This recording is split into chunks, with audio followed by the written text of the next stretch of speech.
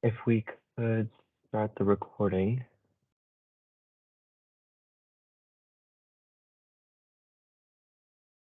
Morning, everyone, and welcome to the Utilities 2022 Load Impact Protocol Final Reports Workshop. Today is the second day of the workshop where we will be going over select statewide programs and Southern California Edison's Smart Energy Program. For the meeting today, it will be online as it is being recorded. It will be uploaded to the DR Workshops website. I will be posting that link in the chat when I am done. I'm your host, Andrew McGee, and you can reach me at my email, andrew.mcgee, that's MAGIE, at cpuc.ca.gov. If you are having any technical issues, difficulties unmuting your mic when you are called upon, etc., you should reach out to Shijun Zhang at AEP, and her email is xzhang@appliedenergygroup.com.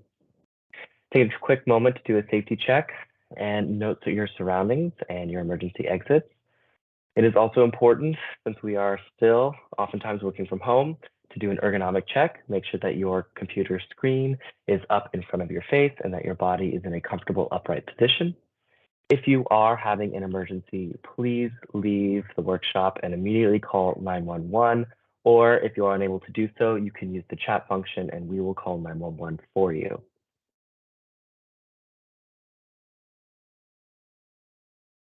The actual meeting today, everyone is muted at the beginning of the workshop. If you have any questions, please use the raise your hand function. That is the left hand up with the word raise. And if you're on the phone, I think that is *6. And we will unmute you when you have been called. If you would rather type your questions, feel free to use the chat function. Questions will be read aloud by staff, and you may unmute to respond to answer, but reminder, please mute back when you are done asking your question. So this workshop is structured to allow the utilities to present the results of their LIP reports and to engage questions on methods, ex post, ex ante results, and more. Please, throughout this workshop, keep questions friendly and respectful, and please use the chat feature only for questions or technical issues. Do not start or respond to sidebar conversations in the chat. This will cause us to miss important questions for our presenter. If you do want to have a personal discussion with someone in the chat, you can send direct messages to people by right-clicking on their name. Our agenda for today, we will be going over only 3 programs. First will be the base interruptible program. Second will be the capacity bidding program. Both of these are statewide with all utilities. And the last one is Southern California Edison's only, their Smart Energy Program. So for now, I will pass over to the base interruptible program presentation.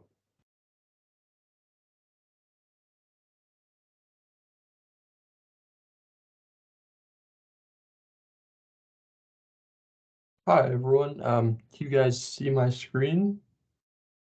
I can hear you. Awesome. So I'm going to pull up. All right. Morning, everyone. My name is Michael Victor. This is my second year doing BIP for Christensen Associates, or the Base Interruptible Program, so I'm excited to be back. I guess I have this presentation. I'll go through it. As we go through it, feel free to ask questions. I'll do my best to answer them, kind of in the flow of the presentation, because it is a little bit long. But if you have questions that don't get answered, I'm also happy to answer them at the end. But yeah, without further ado, I guess let's get into it. Let's see. There we go. So this is just a brief outline of what I'm going to be talking about today. I'll start out with just a description of BIP for those of you who haven't heard of it before. We'll talk about ex post, so we'll go through our methodology and then our load impacts, and then we'll do ex ante, which includes our ex ante methodology, the enrollment forecasts over the next 10 years, and then our ex ante load impacts. And finally, we spend some time doing some reconciliations, which are basically just comparisons of last year to this year and this year looking forward, and our kind of future estimations. So a little bit of background on BIP. Many of you are probably familiar with this, but just kind of at a high level, what BIP is an emergency demand response program for non-residential customers, which has events triggered by either CAISO or local system emergencies.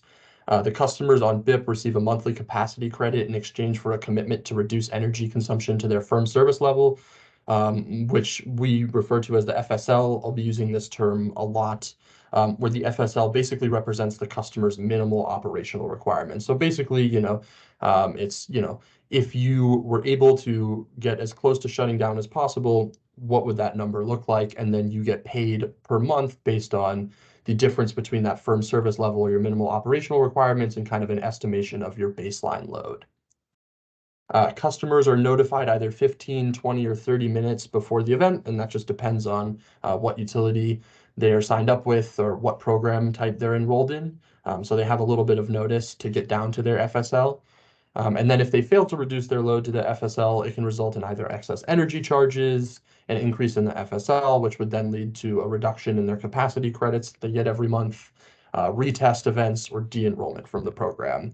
So there are some kind of severe penalties, and there are some pretty significant rewards to BIP, which is why it's a pretty large program that does pretty well on a year-by-year basis. But this is just kind of a high-level summary. The program specifics do vary a little bit by utility, and each utility operates their program separately, so they call separate events um, with separate notifications. So getting into ex post and just a kind of a high level of our methodology, unlike a lot of the other programs and analyses, we use individual customer specific regressions to estimate the ex post load impacts and also the ex ante reference loads. There's two basically big reasons we do this. So first of all, it's very difficult to find adequate control group customers. Across all the utilities this year, there were about 600 customers enrolled in BIP.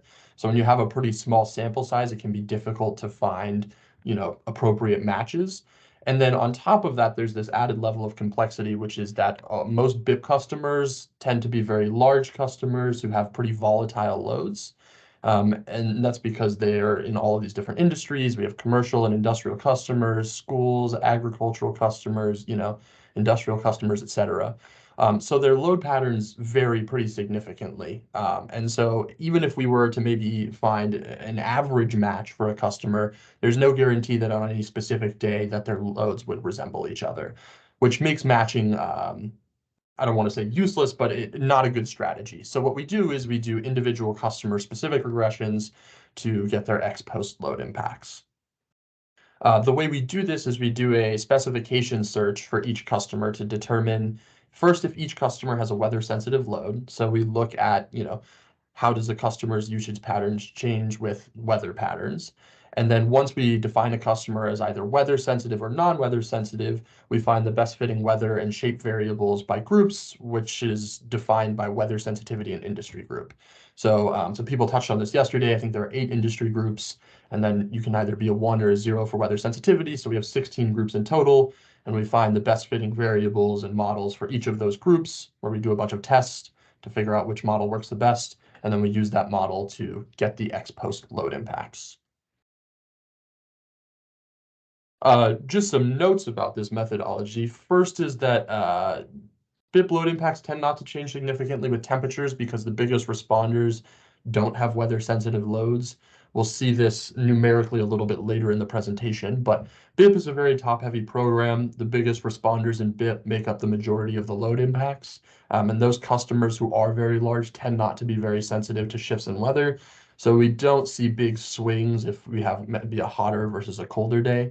That being said, there are some weather sensitive customers. So I want to say like 22% of BIP this year was classified as weather sensitive. So that does cause the program reference load and also the load impacts to change some. So it's not that there's no impact of temperature, but realistically, it's a pretty small percentage, maybe just a few percentage points either way when it comes to weather impacts. Interestingly, you will see that day of the week effects actually do have a decent size effect on program load and load impacts.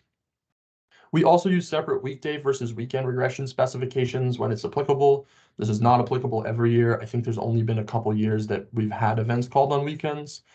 This year, there were technically no events called on weekend, but there was one event called on Labor Day, which is a holiday, which we ended up actually treating as a weekend. So we did use weekend regression specifications this year for Monday, September 5th. So that brings me into when events were called this year. So SDG&E did not have any customers enrolled in BIP, and so they did not call any BIP events this year. So we will not be talking about any ex post impacts. Sorry,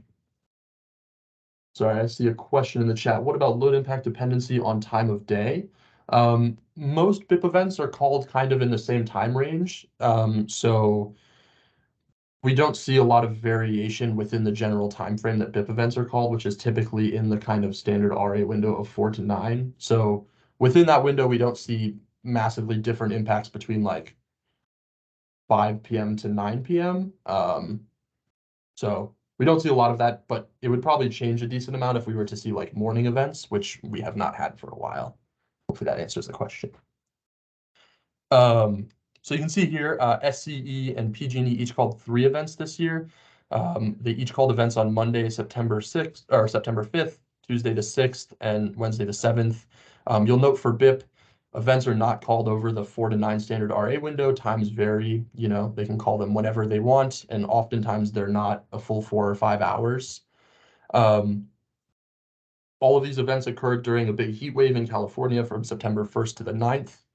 And then for modeling purposes, one thing we change is, like I said, we treat September 5th as a weekend because it's a holiday. And when we looked at usage patterns, we saw significantly lower loads on Labor Day, which is pretty representative of what a weekend might look like. And then we also treat September 6th, which is a Tuesday, we treat that as a Monday. And one thing we'll talk about a little bit more in depth later is that on Mondays, we typically see customers have lower usage than some of the middle of the weekdays. And that's because they're kind of ramping up from their weekend lower usage patterns. So we treat this Tuesday as a Monday because we saw a lot of ramp up effects in the morning because they're coming off of Labor Day, which was effectively a weekend/holiday.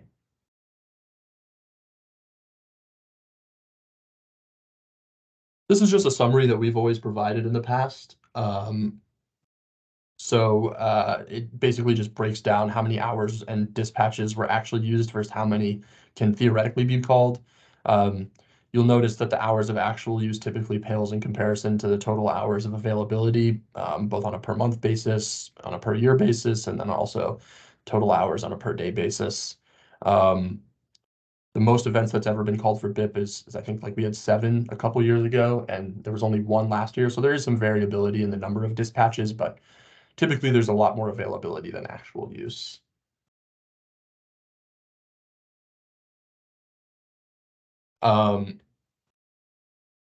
So that's kind of a summary of our modeling and kind of the high level of the events that happened.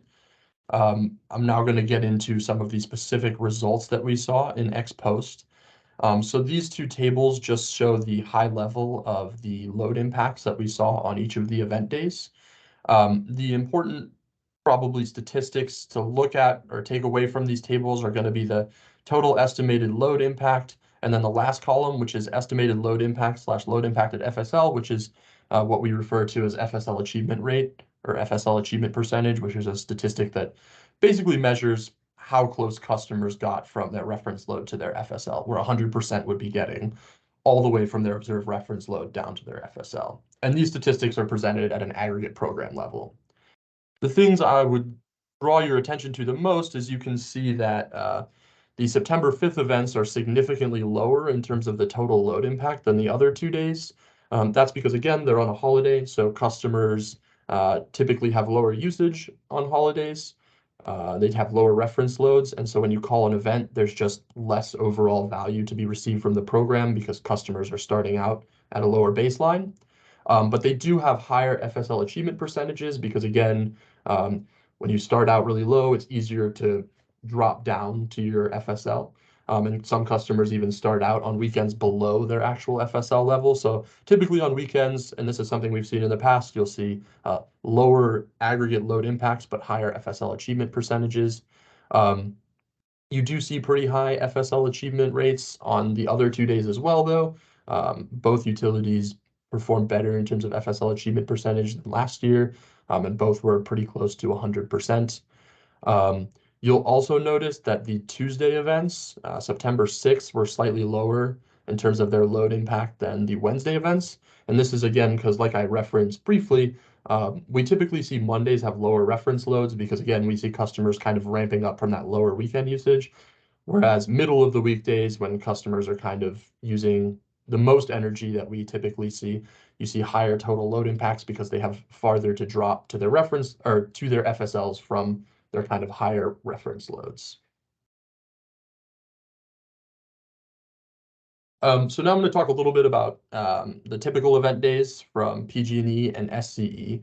For both of these utilities, we define September 6th as the typical event day. So, this is kind of the results that we present and then also what we base our ex ante forecast on.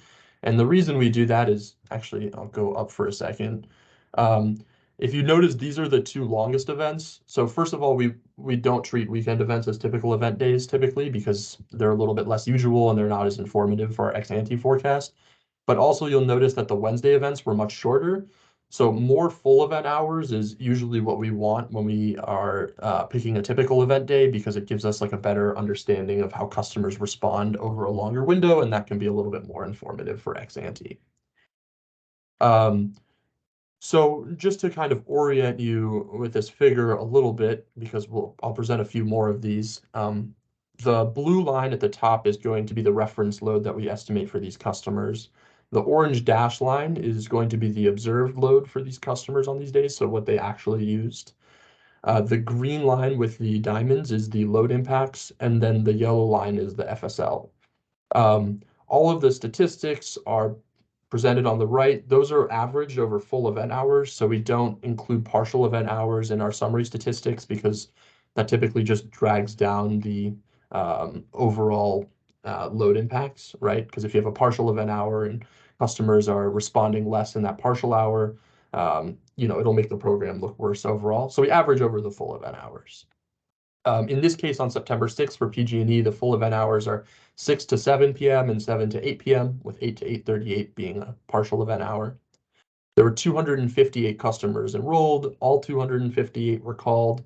They had an aggregate reference load of 203 megawatts and an aggregate load impact of 149 megawatts, which gives you a percentage load impact of 73%. The FSL was 51 megawatts for the program, and the FSL achievement rate was 90%, 98%, which is pretty close to the 100% FSL achievement rate that you're shooting for. And then, as I alluded to earlier, BIP is very, very top heavy. So the top 15 responders account for about 64% of the total load impact, which is, again, something that we see pretty much every year. The implications that this has for the program is if a big customer can kind of swing the results one way or the other, whether you have a big customer who joins and adds, sometimes 10, 15, even 20 megawatts of load impact, or if a big customer leaves, you can see a pretty significant drop in load impact in future years. Also, we see customers who have, variable energy usage changing their patterns sometimes over years. So the biggest customers do have very big impacts on the program. The other thing I do briefly want to draw your attention to is something that we've seen in the past and saw again this year, which is the divergence between the orange dash line and the blue line in the morning, particularly the first few hours of the day. This is an effect that is caused by having consecutive event days. So historically, and again this year, is when we have consecutive event days or days that are back to back to back, the later event days will basically have this like hangover effect where customers will take a little bit longer or sometimes not even ramp all the way back up to their reference loads or what we would expect their reference loads to be otherwise.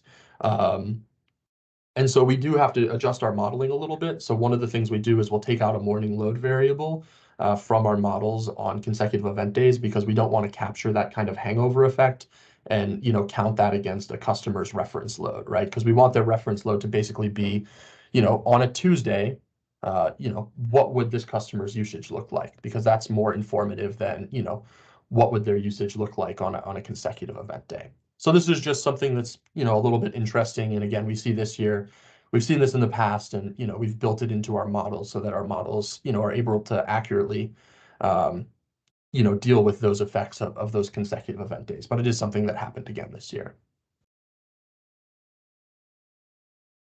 This is SCE's typical event day. Again, it was on the 6th.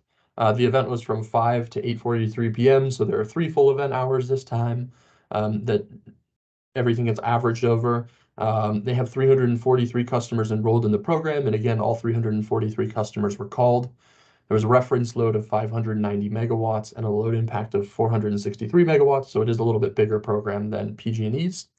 The load impact was 78%.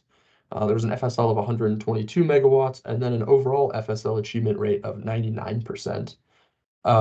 One thing to note is something we saw with SCE this year that we've seen in the past is they have a lower first event hour FSL achievement rate at 89%, and then remaining hours at 103%. So when we average those, that first hour with the remaining 2 hours, you have 103%, or sorry, a 99% program FSL achievement rate, which is, a little bit lower than the second and third event hours because that first hour is a little lower. And this can happen for a few different reasons.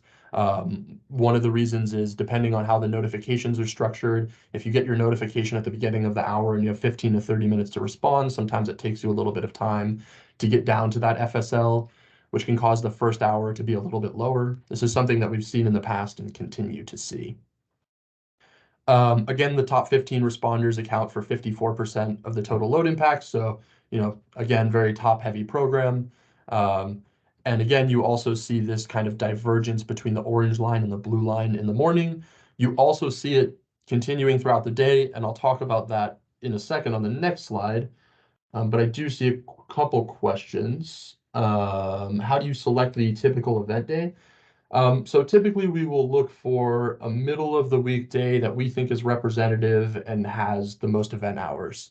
Some of it's a little bit ad hoc. There's not necessarily a formula, but we like to see longer event hours. We like to see full enrollment and all the customers called, because sometimes only partial events are called, so we won't use that.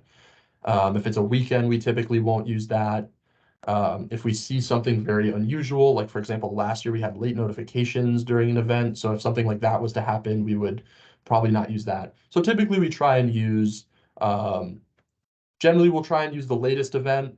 We'll try and use an event with as many full event hours as possible, and we'll try and use an event that we think is most representative and is also most translatable to ex ante as well. And then another question, which is, are BIP customers penalized for not reaching FSL at the hourly basis or the event basis? That I'm not entirely sure. If anything, I would guess the event basis, but I don't know. So I don't know if someone from either PG&E or SCE is interested in answering that or has some insight. We can wait until the end of the presentation for that question. Sure.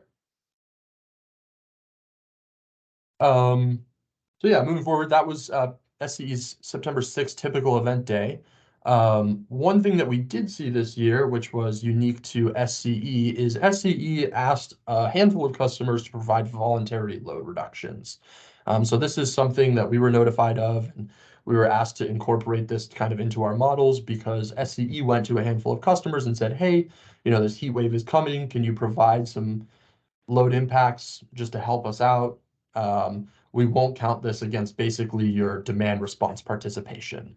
So I think they asked 19 customers in total, or at least 19 BIP customers in total, to provide voluntary load reductions during the September 1st to 9th heat wave. Like I said, the reductions were not counted against BIP program performance. And also something to note is that not every customer provided voluntary reductions on every day. They, to my understanding, kind of chose when they were going to provide voluntary reductions, and we got notified of which days each customer who was asked provided those reductions. So you can see here I present two figures. These are both from September 5th, and they kind of illustrate the effect of these voluntary reductions and how we kind of handled it into our models. The reason I do September 5th as opposed to September 6th is the way we handle it is we take the morning load variable out of the models for these individual customers because we don't want to capture the effect of their lower voluntary reduction when we're building their reference loads, because we want their reference loads to be representative of what they would do on, for example, on September 7th like a normal Wednesday. So we take the morning load variable out. And the reason I present September 5th as opposed to September 6th and 7th is because September 6th and 7th have that kind of hangover effect that comes from consecutive event days, so you can't kind of see the discrepancies as clearly. September 5th, though, you can very clearly see that for our normal customers who didn't have voluntary reductions, when we include the morning load variable in the models, you can see the orange and blue lines track each other basically identically in pre-event hours. And this is what we normally see on a standalone event. This is what we had last year, and I think it was a July 9th event. You typically see blue and orange lines tracking each other really closely in the morning because the models predict very well. However, when you remove the morning load variable and you see customers kind of diverge from their normal pattern of energy usage, whether it be because of a consecutive event or in this case, a voluntary reduction, you can see those blue and orange lines diverge. And that divergence is, can be kind of assumed to be the effect of customers' voluntary reductions. So in this event, on September 5th, there were 17 customers who were providing voluntary reductions. And those voluntary reductions, if you look at the difference between the orange and blue line, basically amount to 20 megawatts. I think there were about 9 customers who provided not voluntary reductions on the other 2 event days. And it's a little bit harder, again, to kind of distinguish those voluntary reductions from like a consecutive event day hangover event. Um, but I put this slide in just to point out that there were some differences this year. There were some voluntary load reductions, but we did make sure to incorporate that in our models in order to kind of keep that from being counted against the BIP program as a whole and from these customers in particular. So what percent of SCE's total BIP capacity did these 17 customers account for? So they made up about like 110 megawatts for SCE. So 110 megawatts out of, I think it's about 600 megawatt program. So maybe about a sixth. So maybe 15 to 20% of the program. And then was 20 megawatts more or less than their expected BIP load shed in aggregate. It's definitely less. So their expected load shed would basically be from this blue line all the way down to the yellow line. So, for 100% FSL achievement rate for those customers, it's about 80 to 100 megawatts, whereas the 20 megawatt voluntary reduction, at least on this day, what was less than their aggregate load shed. And you can see from the orange line, they, even though they have lower load than usual, they continue dropping, or they drop down in the event hours. So the customers that were providing voluntary reductions definitely didn't reduce all the way down to their FSL by any means and provided load impacts for BIP. Depending on the day, that made up somewhere between 10 and 25% of the total program load. I hope that answers the question. And then just in brief, SDG&E had no customers and no events. So I'll take a second here just to see if anyone has any more questions about ex post before I go into ex ante.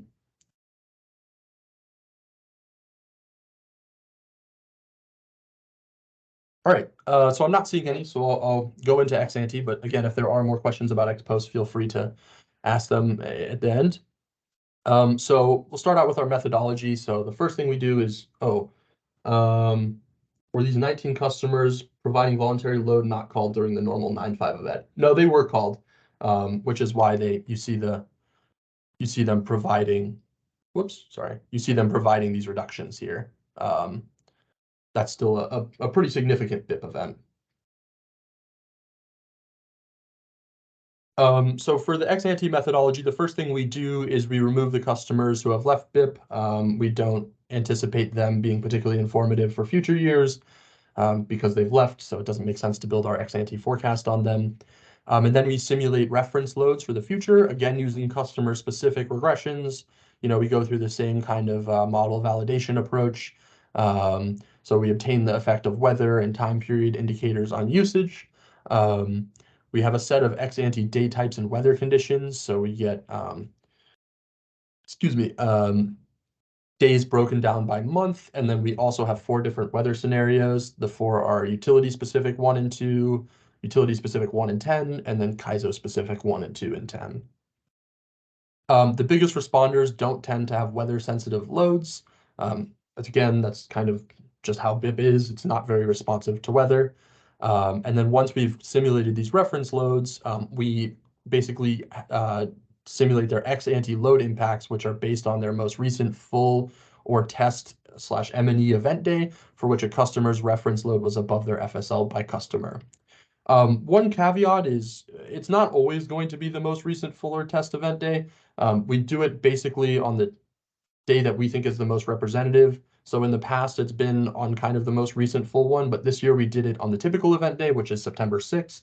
And that's what all of our comparisons are based on as well in ex-ante, which is based on the September 6th event day, because again, the September 6th event day for both utilities had the most full event hours, had full program enrollment, and all the customers were called, and it seemed kind of to be the most representative in general.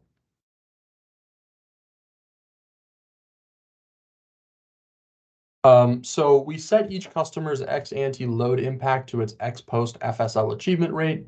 The ex-post FSL achievement rate is just their ex-post load impact divided by their reference load minus their FSL, and their ex-ante impact is their ex-post achievement rate times their reference load minus their FSL. So you can see kind of a visual representation of how this works in the bottom left. So basically, we look at how successful they were in ex post, and then we scale that to their ex ante reference loads. And we also scale to the ex ante RA window, which is 4 to 9, which is not the same as typically the BIP ex post event window. So you can kind of see how this works here. Basically, if you were to have a customer who, let's say, had a 10 megawatt reference load and a 0 megawatt FSL, and they had a 100% FSL achievement rate, we would assume that their ex ante, and then then they had a 10 megawatt load impact in ex post, 100% ex post FSL achievement rate. If they were to, let's say, remain at 10 megawatts, but they were to increase their FSL to 1 megawatt for whatever reason, we would take that 100% FSL achievement rate and apply it to their ex ante reference load in FSL. So we'd say they'd only have like a 9 megawatt load impact. And it can go other ways. Sometimes their reference load increases, sometimes their FSL increases or decreases. But basically, we're taking their percent FSL achievement rate from ex post and applying that to ex ante. And like I said, the other thing that we do is we take the time frame from the ex post event and we apply that to the ex ante RA window, which is typically longer. And the way we go about doing that is we take the first ex post event hour and apply their FSL achievement rate from that event hour to the first ex ante event hour. And then we take the second, third, and fourth ex post FSL achievement rates and apply them to the second through fifth ex ante event hour. That can kind of be a little confusing, so if anyone has questions, definitely feel free to ask. Some additional details is the load impact is 0 if the FSL is above the reference load. So some customers have reference loads that start out lower than their FSL, and so we just set their load impact to 0 in that case because they don't have any farther to reduce. Customers who join BIP, which happens every year, are assigned the program level FSL achievement rate. So if the program level FSL achievement rate is 99%, we assume that's what new customers will have. The other thing we do is we try and get data for new customers to the extent that we have it. So if we see a new customer join, it helps our models to be able to know what their reference loads are going to look like. But sometimes there just isn't data for these customers. It could just be because they're entirely new to SCE or PG&E, so they don't have data for them yet. And in that case, we'll apply the program average reference loads, which typically do tend to be a little bit larger on average than the customers who enter and exit, because the customers who enter and exit tend to be small customers who aren't applying or who aren't providing big load impacts. And then again, load impacts display little to no relationship with weather conditions. That's just kind of how it's always been and how we expect it to be in the future. So this is the enrollment forecast. This is given to us by the utilities. Both PG&E and SCE forecast flat enrollment. PG&E forecast 240 customers to be enrolled on the program. SCE is forecasting 332 customers, 43 of which will be in the 15-minute notification program option, and 289 will be in the 30-minute notification option. Just also as a side note, the SDG&E enrollment forecast and ex-ante results we provided to them and are in our report, but they're all confidential, so I am not going to talk about any of those. But if you are interested in SDG&E's ex-ante forecast and how their program is going to go moving forward, feel free to reach out to them. These are two tables that kind of are intended to illustrate the differences by weather scenario and also intended to illustrate differences over the forecast period, which is the next 10 years. One thing you'll notice is that there are very few differences between weather scenarios and also very few differences over the forecast period. So I'll start with SCE. There are no differences over the 10-year forecast period. We have constant enrollments. We have a constant FSL. We're not expecting any of that to change. The weather scenarios that we get are not changing by year. So the August 2023 forecast and the August 2033 forecast are going to be identical. You can also see the load impacts between weather scenarios are going to be minimally different. The load impact in the 1 and 2 weather year is 500 megawatts for SCE, and for the 1 and 10 weather year, it's 501. Again, just kind of driving home the point that BIP is not a very weather sensitive customer, or sorry, weather sensitive program. PG&E is also not very weather sensitive. You can see the 1 and 2 and 1 and 10 weather year in August 2023 go from 168.7 megawatts of load impact to 169.2 megawatts of load impact. I actually had to add a decimal point because when you round, you can't even tell the difference between the different weather scenarios in terms of aggregate load impact. But there is a small, albeit like half a megawatt difference between those weather scenarios. PG&E does actually have a change in load impacts over the course of the 10-year forecast. In previous years, we've had COVID impacts, so that's kind of changed, or we've had changing enrollment forecasts. This year, the only difference, which is a very small one, you'll notice it's like a 2 megawatt difference over the course of 10 years, is related to the end of the ELRP program.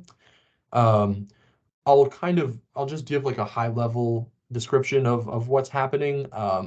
And I'm happy to go into it in more detail if people are interested in this. But basically, BIP is kind of always given primary credit for all the load impacts. So if multiple programs are called at the same time, BIP was always given all the credit. And then the other programs got kind of the additional added credit on top of that. The way we handled it when ELRP, which is another program that came into place last year, is what we did is we basically gave dually enrolled BIP customers credit up to 100% of their BIP FSL achievement rate, and anything that they provided past 100% FSL achievement rate was attributed to the ELRP program. And this was just kind of a utility decision based on how they count impacts from these different programs. But because as of right now, the ELRP program is, I think, expected to, or maybe not expected, but is only in place through 2025 and its contract expires then.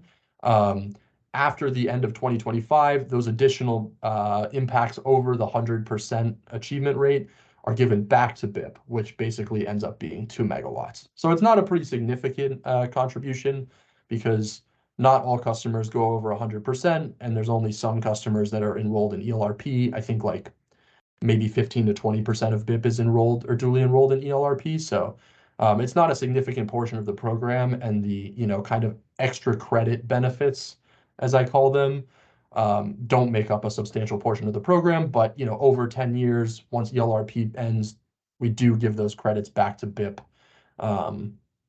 Obviously, that's contingent on it actually ending, which it may not.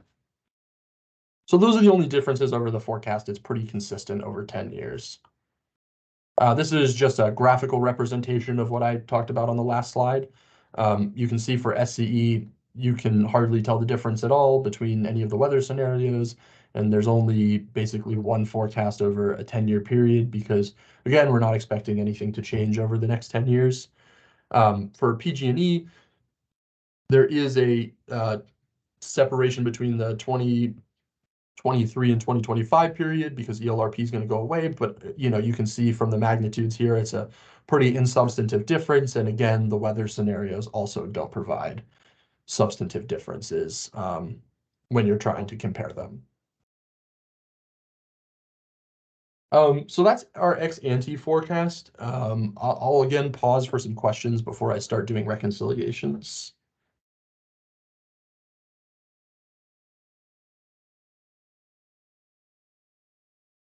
Okay.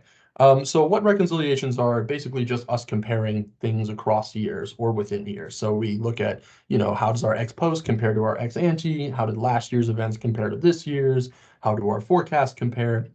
So we got four different reconciliations for each utility. I'll go through them. They can kind of blend a little bit together. I understand that.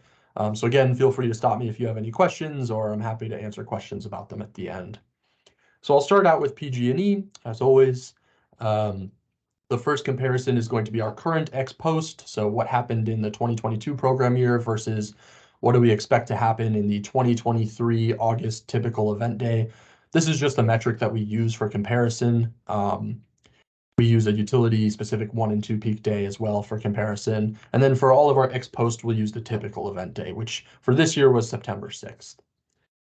So the things you'll notice, the differences are the number of customers enrolled is expected to decrease by 18. However, the reference loads and the load impact are both expected to jump. The reference load by about 28 megawatts and the load impact by about 20 megawatts.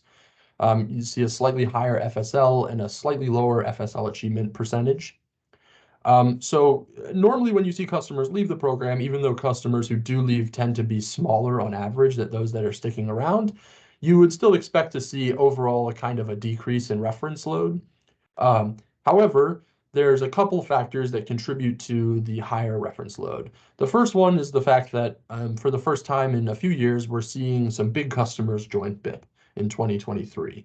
I don't want to break any confidentiality restrictions, so I can't say how big those customers are, but they make up a pretty significant portion of that jump in reference load and also a jump in load impact. The other thing that kind of weight or ties into this, or one of the big differences, is as I talked about earlier, our September 6th event, which is our typical event day, is a Monday. And Mondays have lower load impacts on average than some of the other middle of the week days. When we construct our ex ante forecast, we're constructing that based on a middle of the week event day, because that's just how we've been asked to do it in the past, and that's kind of how we've always done it.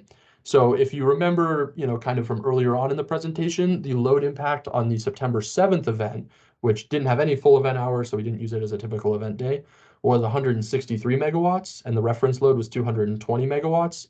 So our ex post middle of the week events are a little bit are closer to this ex ante forecast, which makes sense because again, the ex ante forecast is built on a middle of the weekday as opposed to a Monday. And then also again, we have some small customers leaving, but we have some big customers joining, which more than offsets those small customers leaving. So those are kind of the two main drivers of why the reference load and load impacts, both at an aggregate level and then also a per customer reference level, are expected to increase in August 2023, or at least are forecasted to increase based on a middle of the week typical event day. The next comparison is we look at our previous ex ante forecast versus our current ex ante forecast. So basically, we look back last year and say, okay, what were we predicting to happen in August of 2023 as of the end of last year's program versus what are we now predicting? You'll notice a pretty significant drop in customers of about 38, a 14 megawatt decrease in reference load, a 6 megawatt decrease in load impact. The FSL stays almost the same. And then you'll see per customer reference load and load impacts also increase. So again, this is pretty similar to kind of the reasonings from the last slide. So you'll see an enrollment forecast that decreases, and overall that's going to create a pretty large net negative effect, or a net negative effect. However, we have big customers joining, and the customers that left are smaller on average. So proportionally, the reference load and load impact don't decrease as much as the customers because, again, per customer reference loads and load impacts are going to increase. I do see a couple questions, so I'll take a sec to answer them. So for these SAIDs, are these customers directly enrolled with utilities or also including aggregator participation? I'm not entirely sure about these SAIDs. Some of them are enrolled directly with utilities and some are including aggregator participation. So I'm not entirely sure. But there are both enrolled in the program. I'm not entirely sure about the new ones off the top of my head.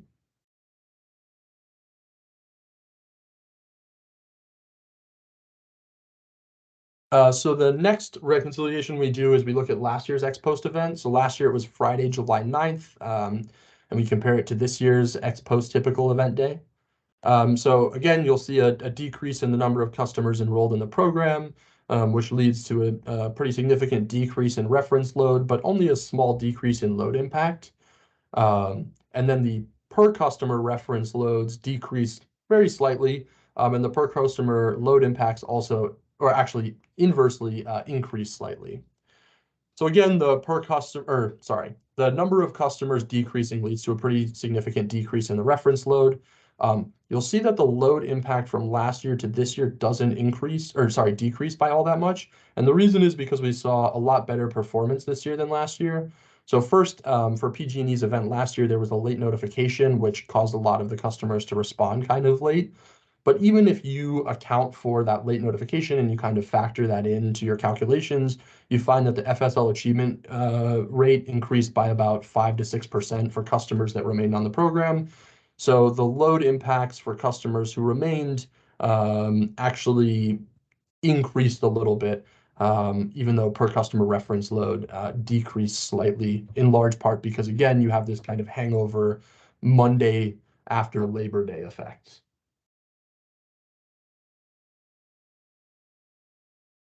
And then the last reconciliation that we'll do for PG&E is we compare our previous ex-ante forecast versus our current ex-post forecast. So following 2021, we predicted 268 customers to be enrolled in the program with a reference load of 236 megawatts and a load impact of 170 megawatts.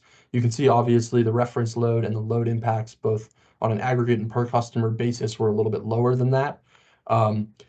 There's two kind of pieces. Again, some customers left the program, and also we have this kind of Monday effect. So again, I'll reference the table from earlier in the presentation where the reference load on the September 7th event was 220 megawatts and the load impact was 163.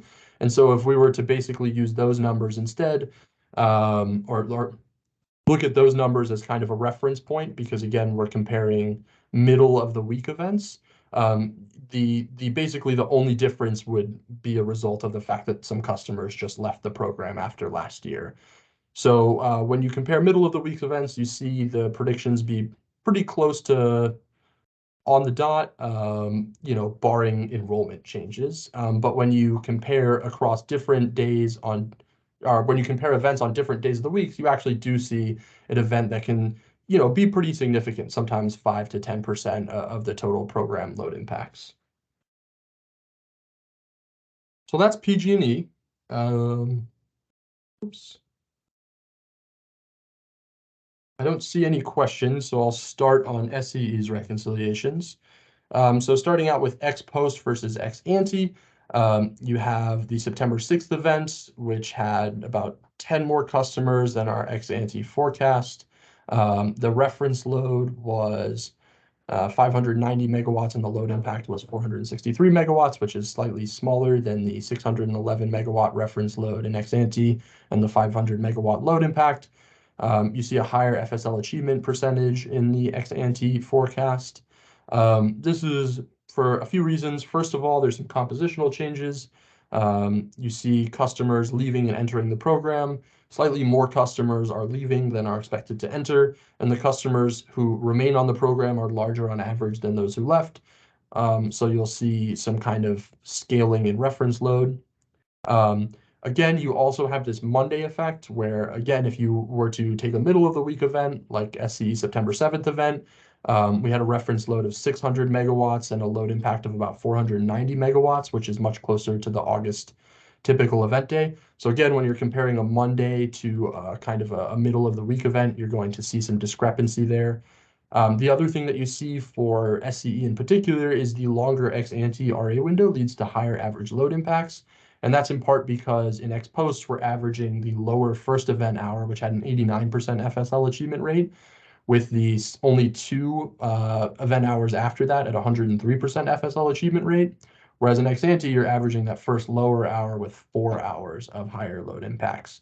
And so when you account for that difference, I was just doing a little bit of kind of back of the envelope calculations.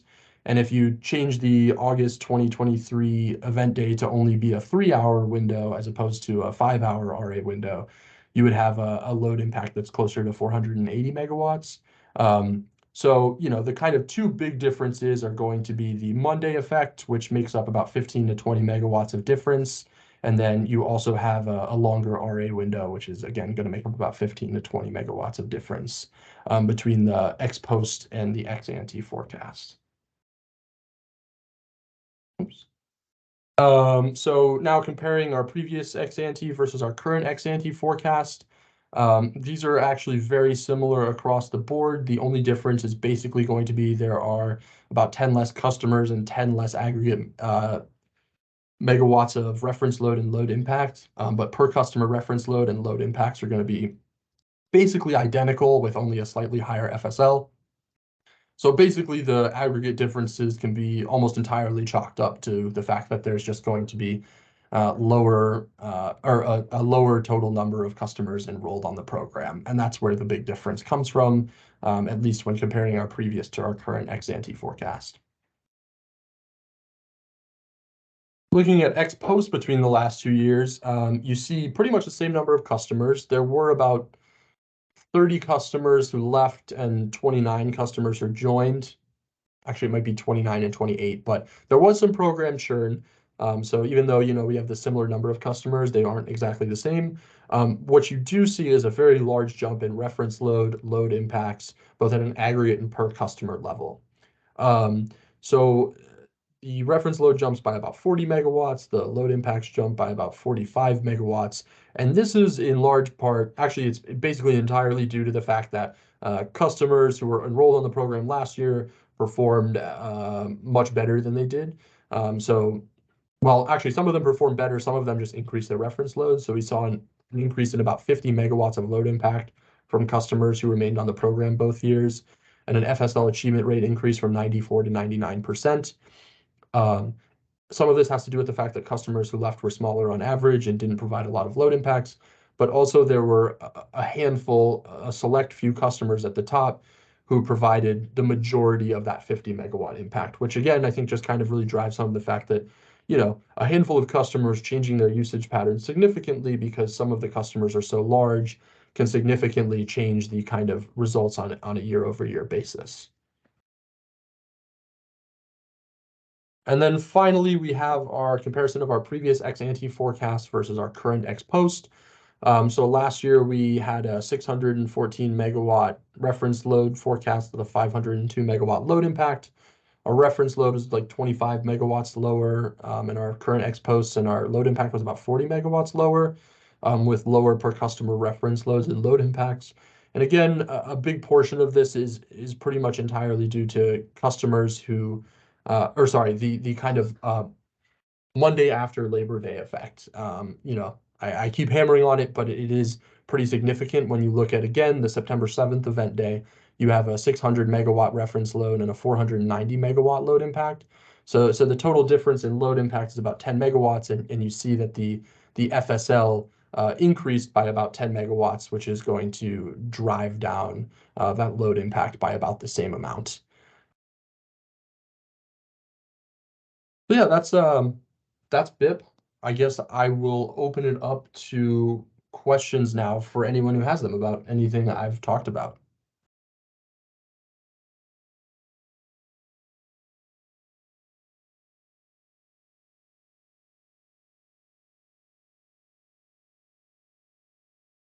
I see we have a question from Alok.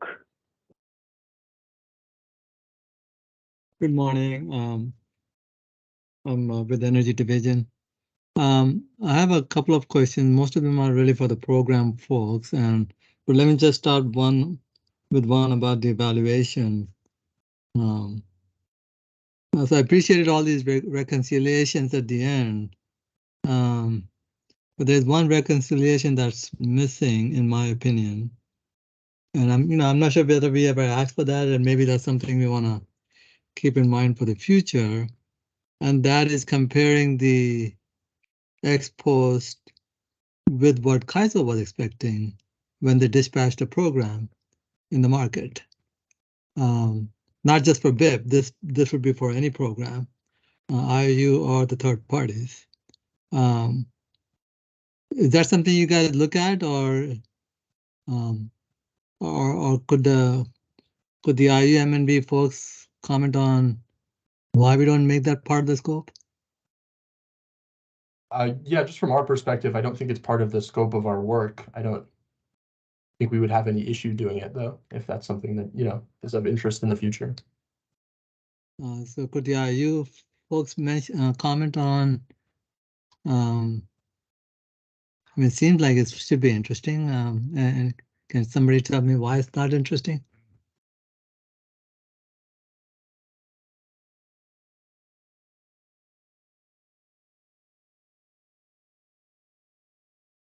Are any of the IU's folks gonna say anything here?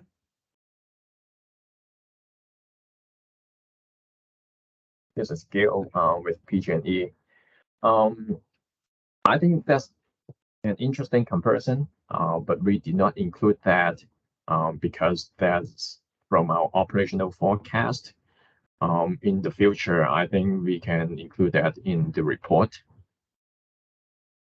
Yeah, I think that's something we should. I mean, we can do more follow-up in the ED versus the IO dialogue.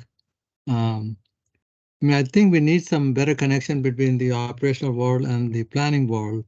So all these LIP exercises seem heavily centric to planning world. But you know, once these, but obviously the DR providers, whether it's the utility or the third party, are making estimates of what capacity is available and bidding into the CAISO, and then CAISO is scheduling expected quantities based on that. It seems to me we need to close the loop on CAISO expected X, and based on LIP analysis, the DR provider delivered Y. And how does that, you know, how does that ratio come perform? So, Andrew, Yeah, I guess, just commenting to Andrew, if we can make a note of that for future follow-up. My other two questions are really more for program folks. I'm assuming they're online here at PG&E and Edison. So on September 6th and September 7th, it seems like there was a delay between CAISO declaring EA2 and the program getting dispatched. On the 6th, there was at least a 1 hour delay. I think the EA2 was declared at 4, program was dispatched at 5:17. And then on the 7th, CAISO issued an EA2 at 4, and the program was dispatched 2 hours and 15 minutes later. Do you guys have insight as to why CAISO waited this long to call on BIP?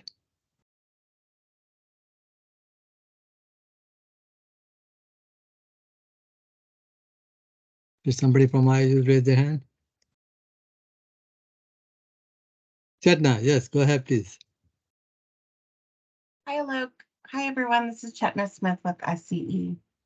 I can't necessarily speak to the operational side, but I do know that at least internally, we wait for our grid operations to notify us when the programs are dispatched.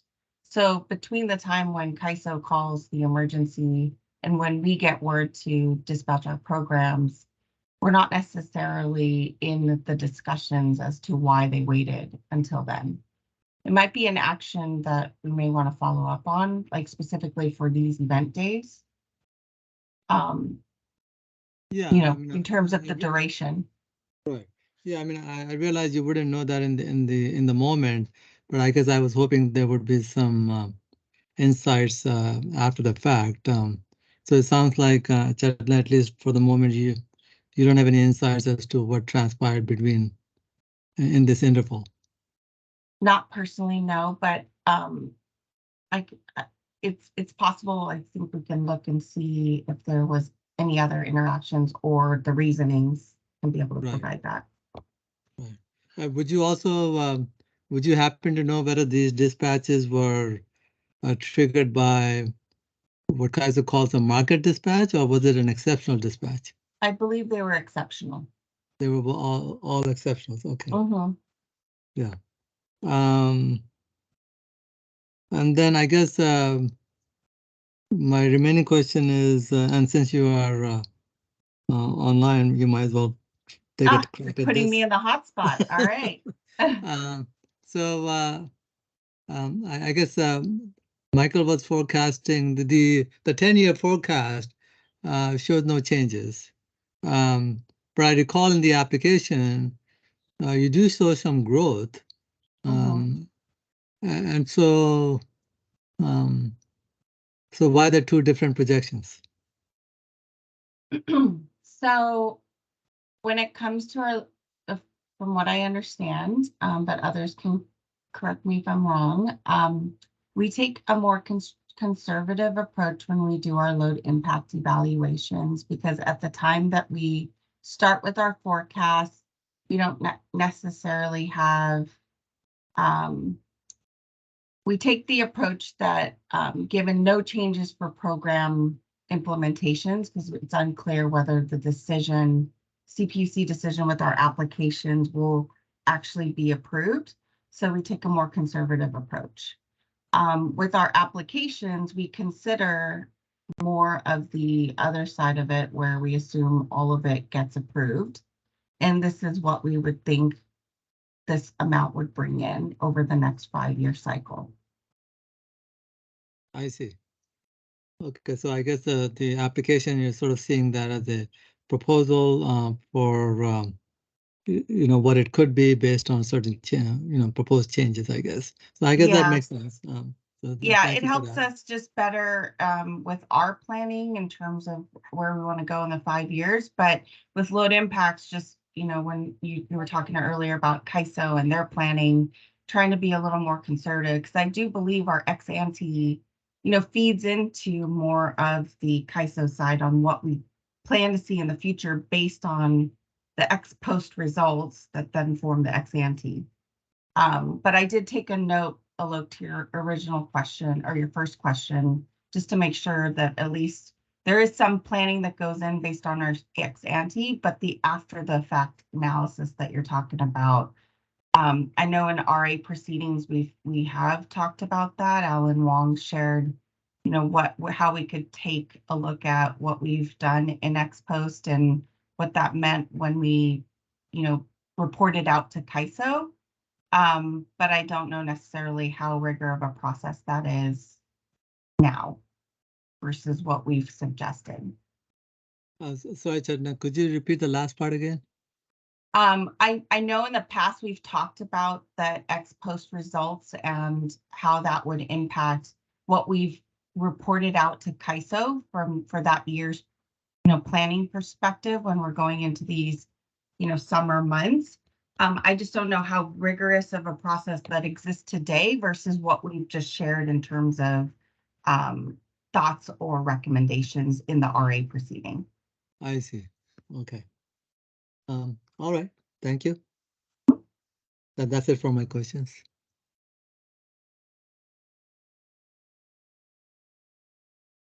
I see, Andrew, I see Josh was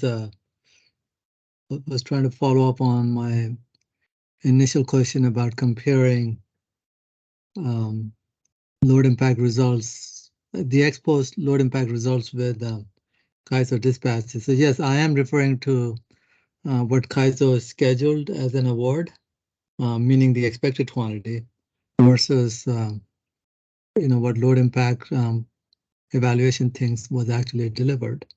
And I guess you said, so if that is the case, we may need to reconciliate. Yes, you would need to make some adjustments to the reads at the meter to account for how CAISO measures things at the transmission level. So that part is right. Okay. I'm satisfied. So Josh, did you have any follow-up for me as far as my question?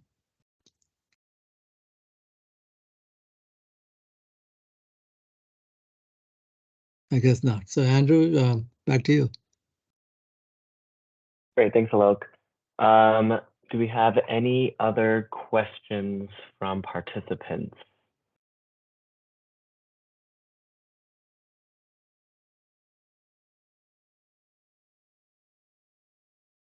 And hearing none, I will thank you very much for your presentation, Michael. Yeah, thank you, everyone. All right, and next we are going to have the presentation on the capacity bidding program for all the utilities.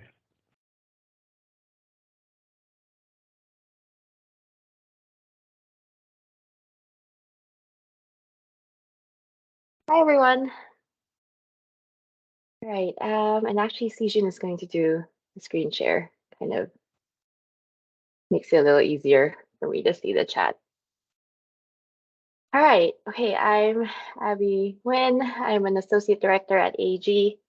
Today I'm presenting the results of the 2022 load impact evaluation of statewide CBP or capacity bidding programs. All right, then we can quickly go over the agenda. All right, I'll go over the CBP program descriptions and then move on to evaluation results. We'll cover evaluation results one at a time by IOU, and then we'll finish with some state level findings. I'm not going to go into too much detail on methodology. We just went over BIP and we do almost, not, I wouldn't say identical, but very, very similar customer specific regression analysis approach, that sort of thing. So we'll just get to the juicy stuff, I guess. All right. Okay, so CBP is a statewide aggregator managed demand response program offered by PG&E, SCE, and SCG&E. Through this presentation, we define a program as a combination of one IOU, the customer class, and notification type. So for example, PG&E residential day ahead and non-residential day ahead are two separate programs. We introduced this definition in 2020 when the PG&E's residential program joined the lineup. And each year we've continued to build on this effort to standardize the terminology and streamline the discussion. Since this is a statewide effort and the program has just evolved significantly since AG at least has started working on it like in 2015. So this year in 2022, we did not make any substantial updates to the terminology, but throughout this presentation, I'll pause briefly to go over some key definitions just to remind everyone. I know not everyone is thinking about CBP all the time like I am. Okay, so back to like high level program descriptions. CBP is, like I mentioned, statewide aggregator managed DR. Aggregators are essentially the middleman between customers and IOUs. They are responsible for recruitment, contracting. They're responsible for nominating customers or their resources to programs and then managing resource delivery or responding to dispatched events. And then they also are responsible for dispersing incentives to their customers. Each IOU's program varies slightly from each other, but at a very high level, the aggregators receive the monthly capacity payments based on nominated load and plus energy payments based on delivered energy reductions during events.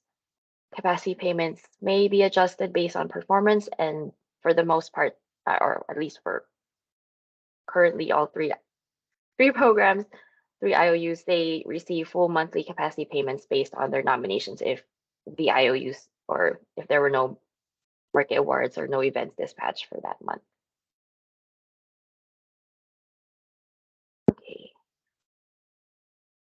Okay, this slide is very busy, but it's really for everyone's information. This is a very high level of how the 3 IOUs CBPs differ from each other, like at each, like I guess, program component. For this year, we have the following active. Oh, sorry. Was there? Oh, okay, active. we have the following active programs. We have PG&E non-residential day ahead, so there was no residential day ahead participation in 2022. SCE has both non-residential day ahead and day of. SCE's residential program was open to aggregators, I believe, since 2020, but they have not yet received any, I guess, active nominations enough to participate. SDG&E also has non-residential day ahead and day of. In 2022, they launched their elect products with 3 price trigger options. So they have a $200, $400, and $600 per megawatt hour trigger options for both programs. And then so here we have, just for comparison, everything that, I guess, all those nuances between the programs. I won't go over them one by one. It's there for you guys once we send out the slides. Okay, moving on.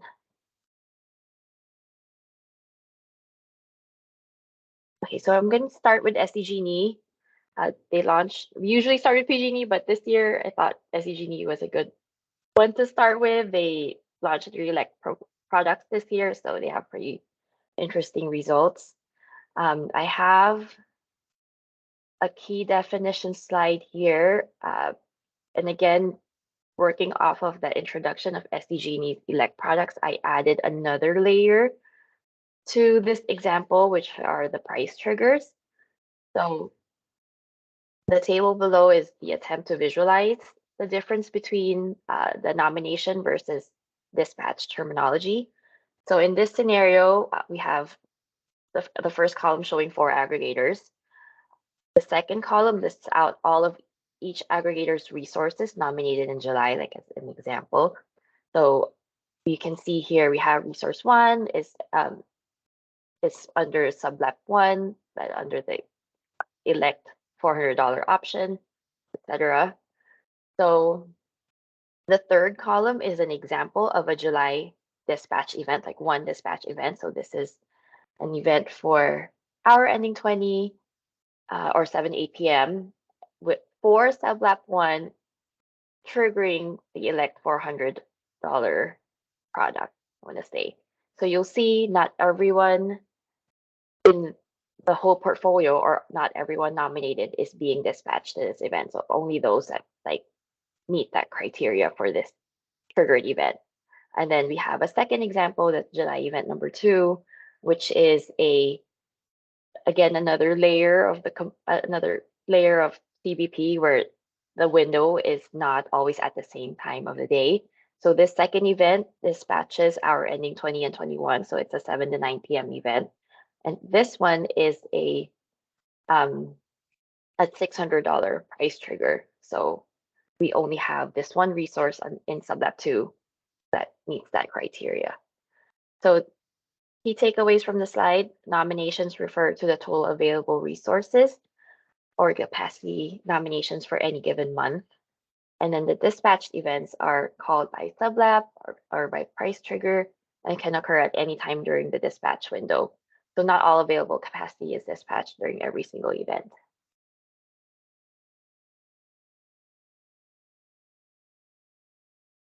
Okay, moving on to SDG&E's participation summary. So this is SDG's 2022 summer nominations for their non-residential day ahead and day of programs. So these charts and tables represent their overall enrollment or their overall portfolio. Please keep in mind that this was spread out between several products now with all those different price triggers. So you'll see later when we go over dispatched events that the numbers aren't necessarily matching anymore. So that's not that's kind of new for SDG&E this year. They've had pretty much I think one set of like prescribed, like it's a similar PG&E terminology to prescribed products previously. So yes, so I guess that's kind of a note that's coming after the slide. So okay, Going over it, the top table represents monthly customer counts. Average summer nominations is 1.5 megawatts for non-residential day ahead, and then 2.1 megawatts per day of. The highest megawatt capacity bids are in August for both programs. Overall, 1.9 for day ahead and 2.3 for day of. Most of the SCG&E customers are under the medium-sized retail industry. That's about 83%, and then followed by medium government and large retail. It's smaller, but they're the two kind of next largest groups for SCG&E. And lastly, we have the bar chart in the bottom left, and this compares kind of the growth and I guess how the SDG&E program has progressed over the last 3 years. Non-residential day ahead has grown steadily in overall enrollments and nominations. And the day of program, on the other hand, is seeing both a decrease, at least for this year, a decrease in number of participants and the overall capacity nomination. Okay, next slide. Okay, so this is kind of what I was hinting over about earlier, the SDG&E's dispatch summary. So we have, for comparison, the nominations, monthly nominations in the light gray boxes and striped bars, and then the purple boxes or blue bars show the average monthly dispatch compared to the nomination. So as you can see, SDG&E only dispatched events in August and September, and both on the bottom table shows a summary of dispatch, the number of dispatched events and the event hours for each program.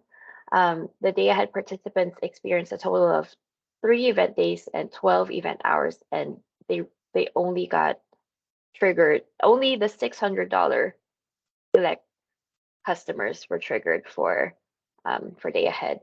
I think that's all I can say for this program for SCG&E. They are going to be confidential for the rest of the presentation. For day of the day of participants experienced a total number of 6 events in 2022, and that's equal to 21 event hours. And day of, on the other hand, only participated in the day of $400 price trigger. So for comparison, I keep saying SCG&E looks different this year. Under the prescribed product options, which were the traditional SCG&E CBP products, they historically dispatched around 20 to 30 events per program year. And then for comparison, the price triggers under those products, the prescribed products, were about $90 to $125 per megawatt hour. So with most aggregators opting for the $400 and $600 price triggers, this reduces the resources that qualify for dispatch through the program year. Okay. All right, moving on to the average event day. So the CBP's ongoing challenge has always been like how to summarize the season, right? Because we are always we always have this visually is kind of like what the events look like, wherein they're happening like at different points in time throughout the dispatch window. So on the table on the left shows examples of actual event windows and event durations dispatched by SDG&E in 2022. This isn't exactly the list, but this is kind of a visual representation of the various events that SDG&E dispatched over the 11 to 7 and the 1 to 9 p.m. dispatch windows. As you can see, they're not always coincident, and they are not always we don't always dispatch the same group of customers. To have a truly inclusive program average, and that fulfills the protocol requirements, we include all dispatch events in calculating the average. And to work around the non-coincident event hours, we report results for the most dispatched event hours. For SDG&E in 2022, and it has been the same hour for the last, I want to say, 3 years. This is hour ending 19 or 6 to 7 p.m. And we refer to this hour as the reporting hour. The graph on the load shape graph over there is the non-residential day of average event. And like I mentioned earlier, this is only for the $400 price trigger.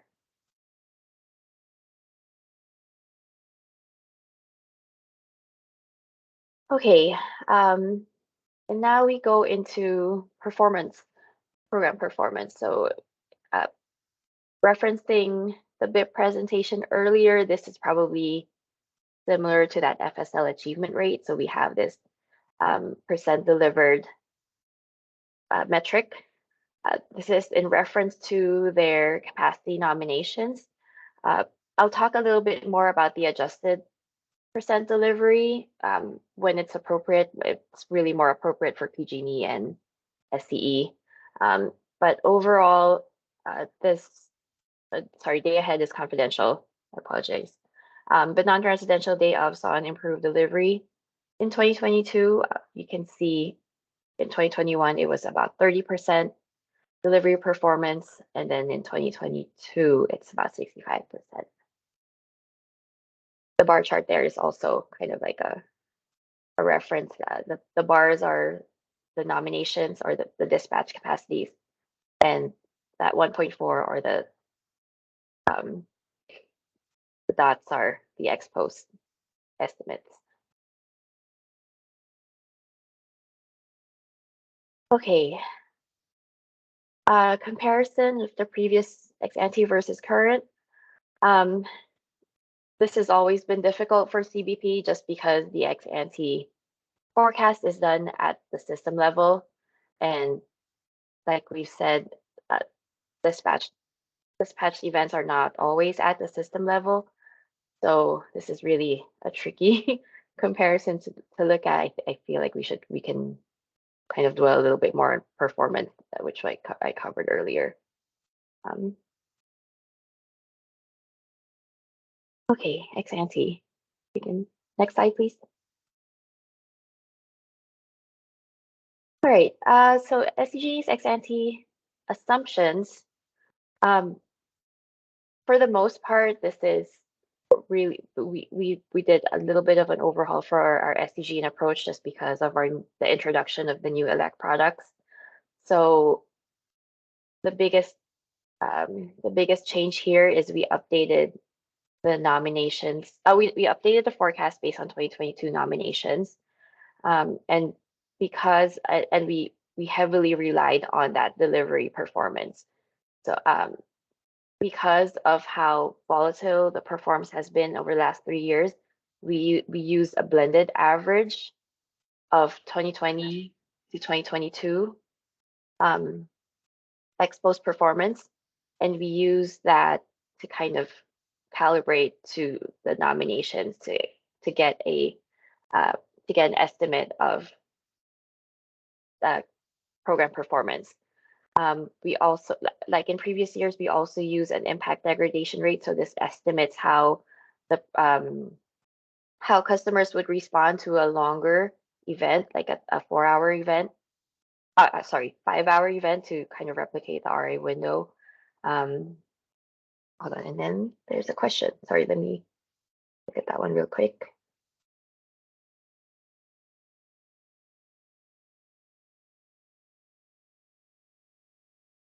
Oh, okay, yeah, sorry, we can discuss that really quickly. Sejun, can you move to the last slide?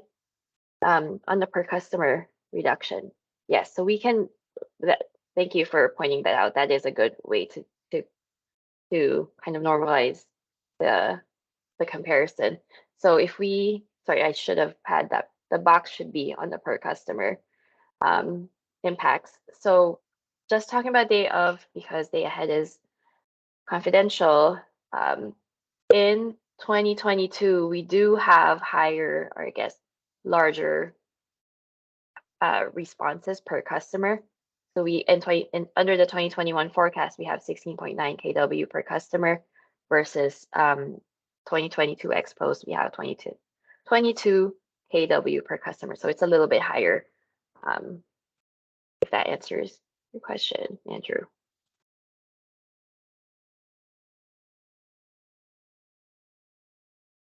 All right. Okay. Here we have the average customer load profiles for an SDG&E 1 and 2 August peak day. This is for the 2023 forecast year. Because of all of the assumptions that I went over earlier, and sorry, I kind of went over them really quickly. The load profiles really show very similar shape to historically longer events. So that's where that impact degradation rate comes in. The key difference here is that we assume an hour ending 17 start. So we basically assume the first hour of the event delivers the maximum impacts, and that is also that's also true to historically longer events for SDG&E. Okay, so the forecast. Like I mentioned, we updated the scenario. Everything here is for a 1 and 2 SDG&E 1 and 2 August peak day. We updated the forecast to align with 2022 nominations after the addition of the CBP elect products. For a 2023 August peak day, which is the table at the bottom, SDG&E forecasts a 0.5 megawatt and a 1.3 megawatts for day, 0.5 megawatts for day ahead, and 1.3 megawatts for day of programs. SDG&E no longer offers the TI program, the Technical Incentives Program. So an additional forecast that includes TI enrollment growth is no longer necessary. That's something that we've done historically. Okay, so the table below shows the biggest change, an update from the 2021 evaluation. The ex-ante forecast was updated based, oh, sorry, I keep saying that. So per customer performance was also updated based on the last 3 years, like I mentioned. So at the customer level, we do see a slight decrease, and that's kind of based on this year, similar to what I mentioned, ex-ante versus previous ex-ante to current ex-post. So it's a little bit lower per customer. And also we have a lower number of overall accounts. So just a little bit lower overall in 2023. We do forecast a 2% enrollment forecast growth. So that's what's causing that small growth over the forecast. I think we forecast up to 2027, 2% enrollment growth, and then a flat forecast for the remainder through 2033, sorry. Okay, and I think that's it for SDG&E. Were there any questions before we move on? All right, thank you. PG&E, next slide, please.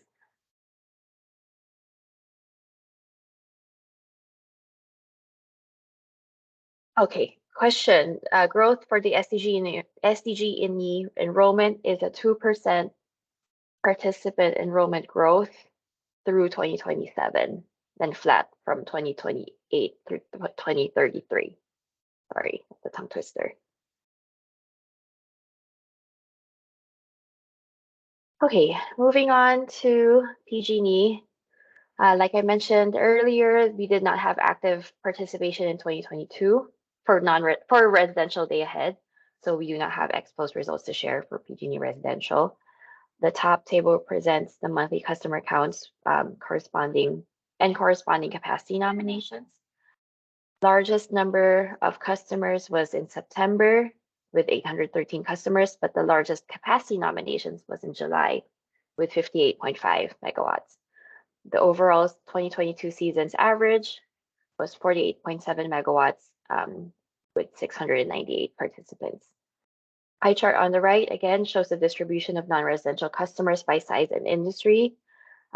Largest share, medium retail also for PG&E. Medium agriculture is next at 26%, and large agriculture and medium wholesale are number 3 and 4. Lastly, we have the bar chart to the at the bottom left compares the average summer nominations from 2020 to 2022. Residential, the megawatts are confidential, but you can see there kind of the change over the last 3 years. We have 0 participants in 2022. Non-residential is continuing to grow. Aggregators are recruiting larger customers with megawatt bids increasing. So now we are at 48.7 average summer nominations compared to 40 last year, even though we have slightly lower number of participant counts for 2022. Okay, next slide. Okay, PG&E's dispatch summary by program. So here you can see like really the like how the dispatch differs from the overall portfolio. We have these really larger differences between like the available megawatt nominations versus the actual megawatt dispatched. So in the gray boxes, we have monthly capacity nominations, and in the purple boxes, we have the monthly dispatch. For the table in the bottom also gives us a summary of dispatch events and event hour and event counts by month and the totals for the 2022 summer. PG&E dispatched 19 events, equating to 58 event hours for non-residential day ahead, and then 5 test events, equating to 12 test hours over the program year. So just for your information, test events are not triggered by CAISO Market Awards. However, aggregators and participants are experience a similar notification or experience as a normal CBP event. Test events are shown in red text and are not included in the reported monthly averages shown above. Another thing to call out for PG&E, the September events is really kind of the bulk of that 2022 season's exposed. The rest of the months did not trigger a lot of events for PG&E.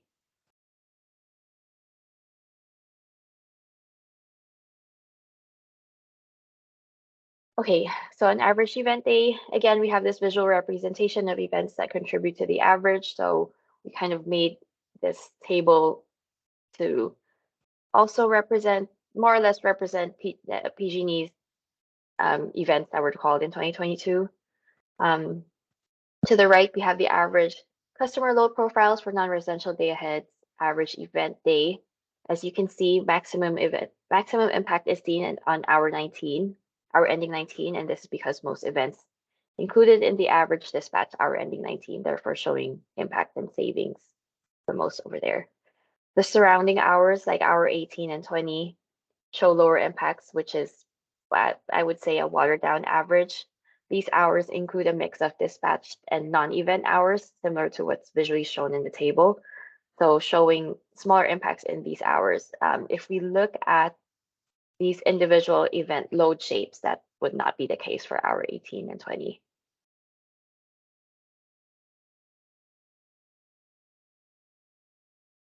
Okay, another key definition slide before we move on to exposed load impacts, and this is where I'll get into that adjustment, the adjusted percent delivery.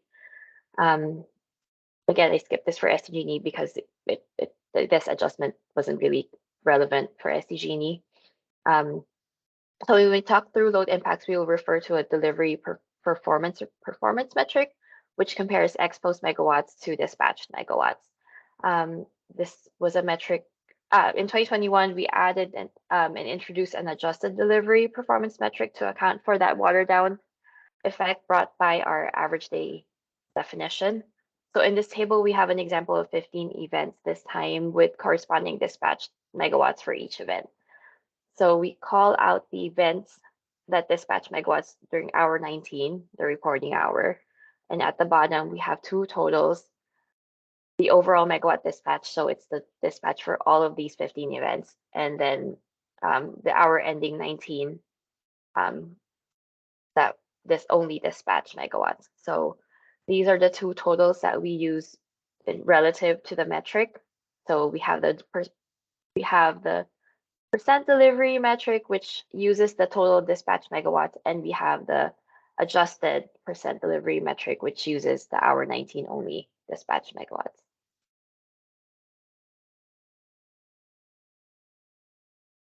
Okay, on to PG&E's ex-post results. So as you can see, their top right table, we have the percent delivered and the adjusted. And you can really see the change in those two for like May, June, specifically the adjustment is really significant. September is not as much, but it's mostly because the average dispatch in September did not have much of an adjustment. So just calling that out there for you guys to see. Okay, again, the bar graph. So sorry, I'm jumping around. I apologize.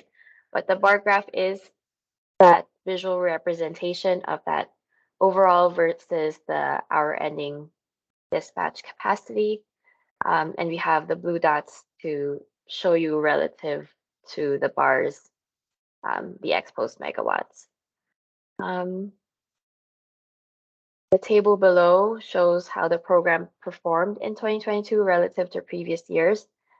So you'll see the ex-post estimate is really significantly higher this year. We have 28 megawatts in aggregate compared to 13 megawatts in 2021 and 10 megawatts in 2020. Sorry, that should be a 2020 label there in the bottom of the table. And then we have, sorry, let me check the question. Yeah, this is Alok. Oh, go ahead, Alok. Yes.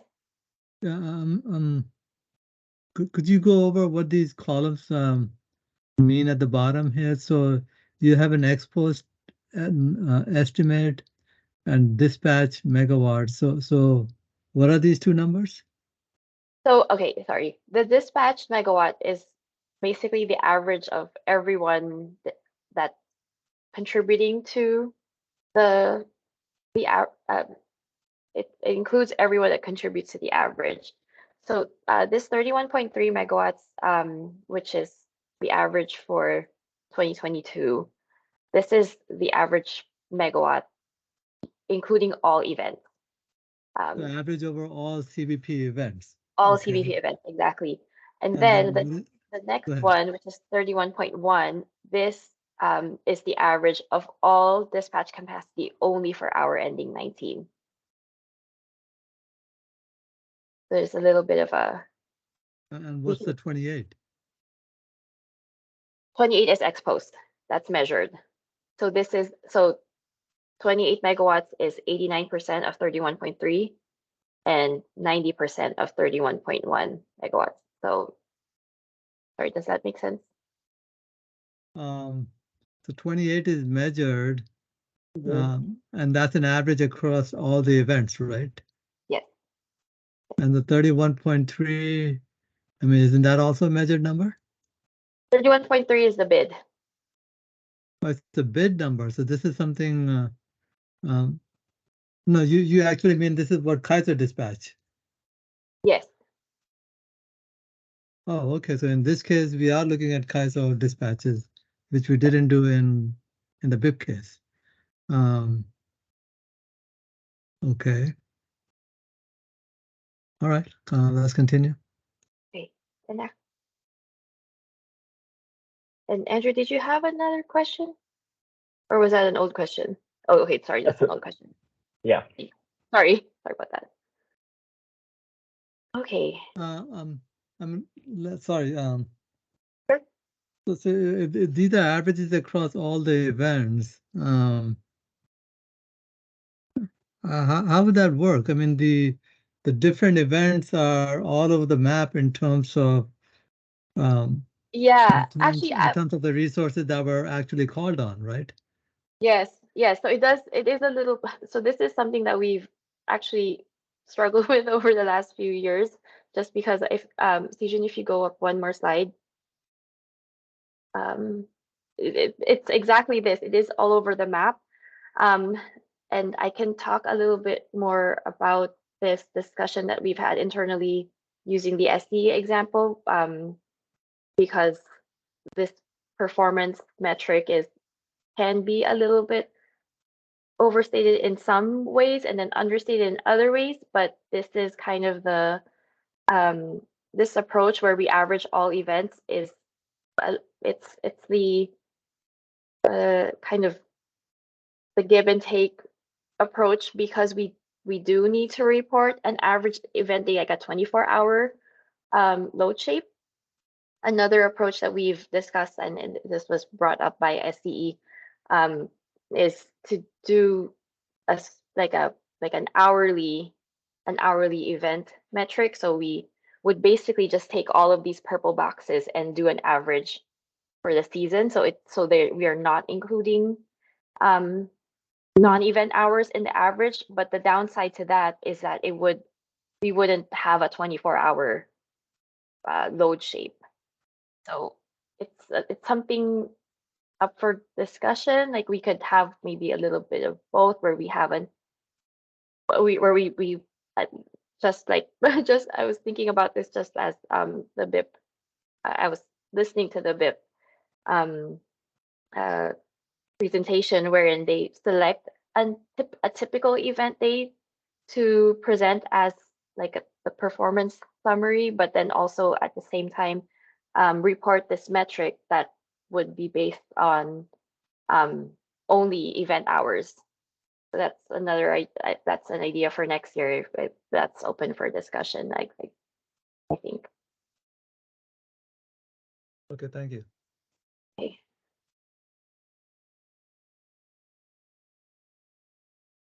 I think we one slide back. That's where we stopped. Yes. Okay. So with again another comparison, previous ex ante versus current ex post, and I'm going to say that caveat again, ex ante is done at the dispatch level, at the system level, and then ex post is the average dispatch for the season. So if we focus on the per customer impact, so please ignore my box. It should be on the per customer impact.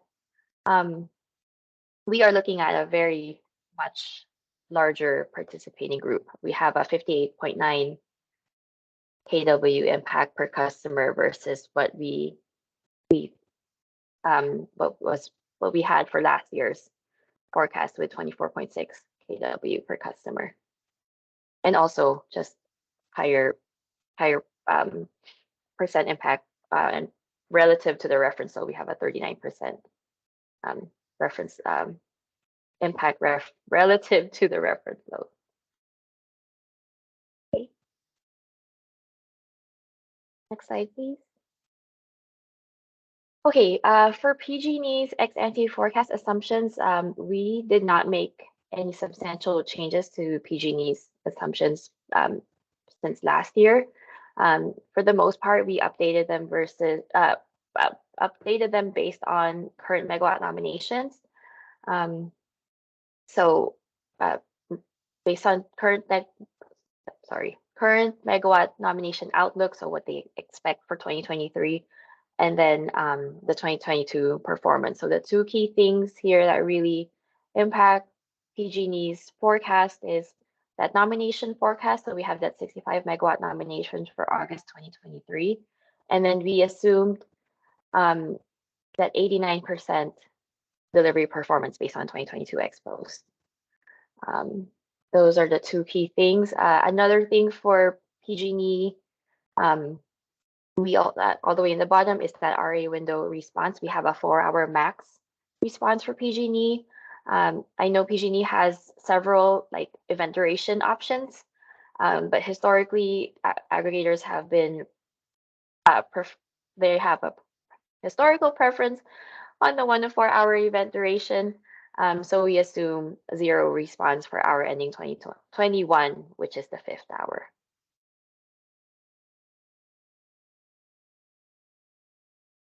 All right, for load profiles, and I apologize, I kind of skipped over residential. For residential, we used mostly the same assumptions from the 2021 analysis because we did not have residential participation this year. I think the only adjustment that we did for res is we assumed like a lower megawatt nomination forecast.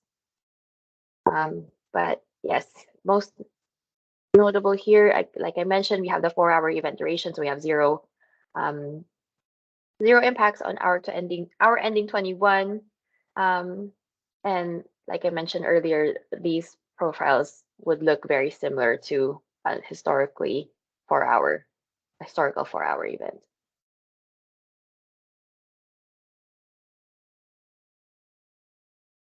Okay, we have the load impact forecast for through 2033.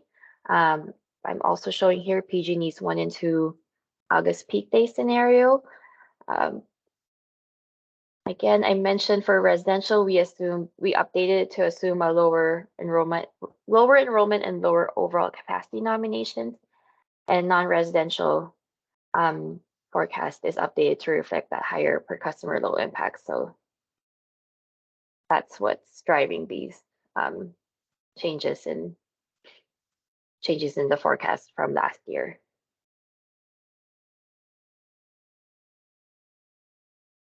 Okay, and I think that's it for PG&E. Is there any questions?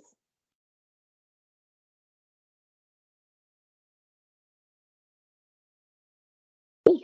All right, SCE. Okay, so again, same format. We have the monthly nominations for, and one thing to note, SCE does have a year-round program, but we are only showing the summer nominations or the summer results mostly for simplicity, but also the non-summer is confidential, so it kind of works out in that sense. So here we have day ahead and day of non-summer. Top table represents the monthly counts and capacity. Highest capacity nomination for day ahead is 1.7 megawatts for July. For day of, we have sort of a tie between June and July. We have 2.9 megawatts. Pie chart in the bottom showing again medium retail as the bulk of the customer types in SCE's portfolio, followed by small retail and large retail. So for SCE, it's very heavily retail customers. Oh, I believe I saw both from SCE's M&E group. I think what we already heard from Chetna. I think Wing is here also. This is our CDP. Yes. Okay. All right. Lastly, the bar chart on the left compares summer nominations from 2020 to 2022. Both programs saw a decrease in enrollment counts. However, that doesn't necessarily equate to a decrease in capacity nominations.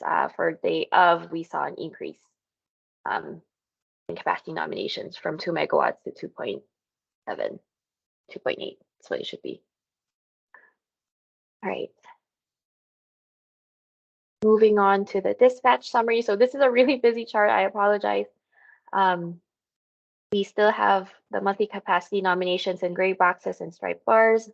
We have the purple boxes and blue bars showing the monthly dispatch averages. To make the chart a little less busy, I removed, so wherever you see those purple bars that are higher up in the chart, that's when they're equal to each other, dispatched and nominations. And then for reference, I have up top the number of customers, number of dispatched customers for each month. The bottom table gives a summary of dispatched events, event day and event hours. SCE dispatched a total of 40 events, equal to 178 hours for day ahead, and 37 events equal to 185 hours for day of.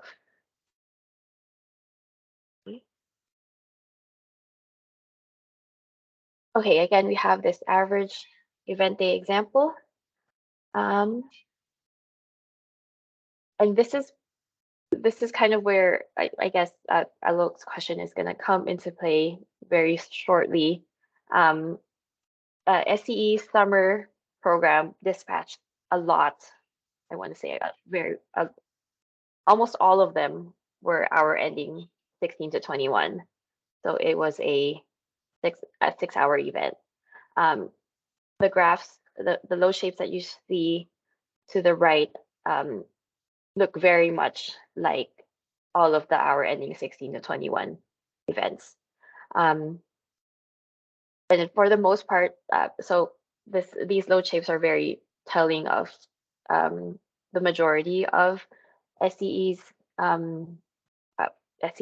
performance, wherein we have a very, very successful, very heavy, I guess, impact or delivery on the first hour 16. So because of this overall approach where we need to select one reporting hour, our ending 16 was chosen. But as you can see in the load profiles, program performance based on our ending 16 can overstate performance overall. And again, we've had conversations with SE about adjusting the performance metric to an hourly average of all events. This approach, I think, is definitely appropriate for a program like CBP. However, we are going to be missing that 24-hour profile for an average event day, which is required by the protocol. So yeah, so we definitely want to continue having this conversation to improve on this metric and overall reporting for CBP.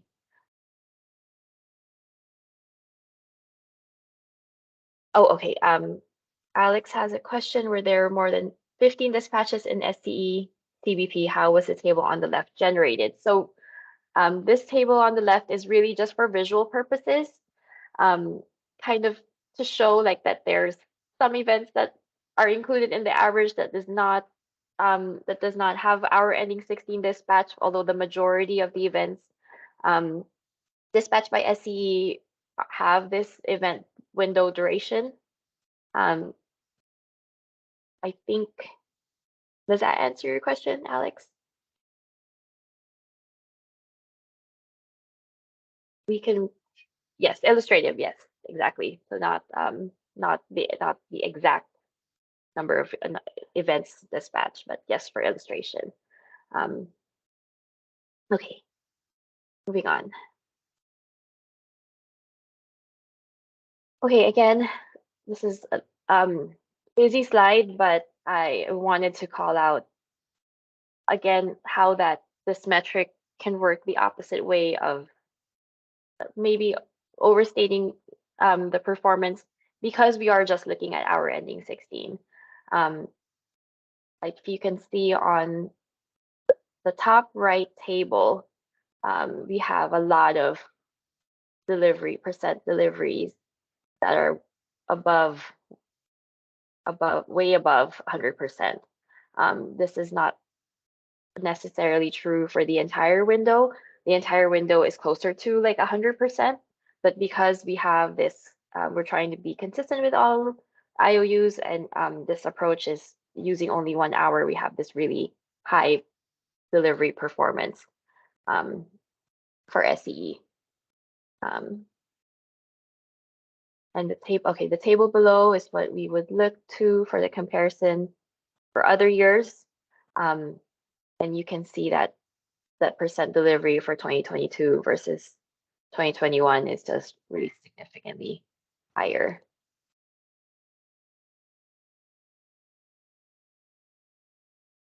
Okay.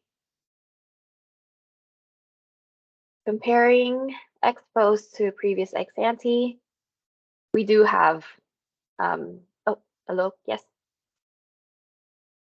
Sorry, on your previous slide, did you really mean hour ending 16? I mean, the first hour of the window is 4 to 5, right? Yes. Ending 16. Which 3 would be to hour 4. ending 17. 3 to 4. 3 to 4. Yes. Why are we looking at 3 to 4? It was it was the most dispatched hour. Oh, It's also their okay. highest performing hour. Yes. Yes. Sorry, Alok, Chetna, did you want to chime in? Okay. Alok, this is Chetna. We proposed to align our dispatch hours to the 4 to 9 window, but currently it's from 3 to 9. Right, right. Thank you for the reminder. Okay. Mhm.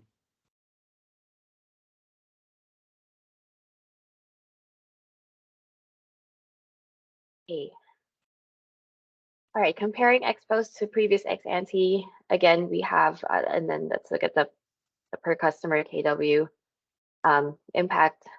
We, despite, I guess, like a lower overall, lower nominations for day ahead, a little bit higher for day of, we do have higher performing customers. The percent impact per customers is higher in 2022 compared to last year for both programs.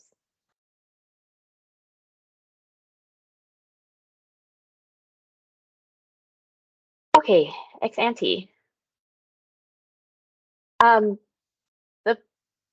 The main, I guess, source of our assumptions for this year was the DR application that SE submitted late 2022. Just for everyone's information, I believe they submitted another application around February or March. But unfortunately, that the application was too late to incorporate into our analysis. So I'll go over quickly the assumptions that we used, but please keep in mind that there's a new set of assumptions that we probably could have used. I apologize. Okay, so one of the key differences, we updated the nominations based on 2023 nominations, updated that from the DR application submitted in 2022. In 2024 through 2033, we assume zero enrollment in the non-summer months because SE is proposing to convert the CBP program to a summer-only program. In 2024, we assume 50% of day of participants will move to the day ahead program. So another part of the proposal is to shift SCE to be a day ahead only program. And then in 2025, we assume some DRAM customers will move into the day ahead program once DRAM is over. For delivery performance, we updated the assumptions based on 2022. Sorry, that's a typo, based on 2022 findings. And then the impact degradation rate was based on 2019 to 2022 historical data. And I apologize, day of is confidential. But for day ahead, this is the load shape that is also very similar to the ex post load shape. So the only key difference is we assume an hour ending 17, so a 4 p.m. start to the ex ante load profile.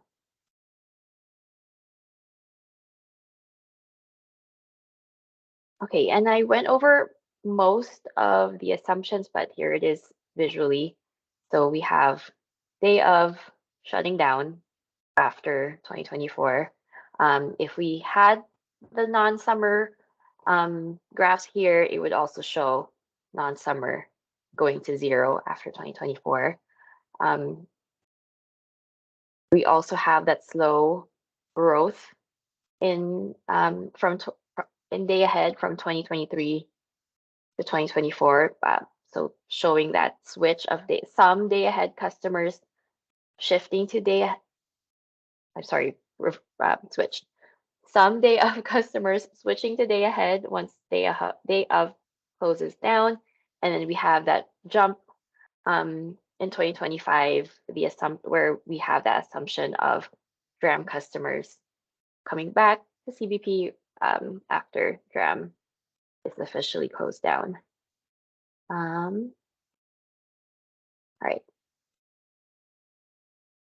I think that's all I have for SE.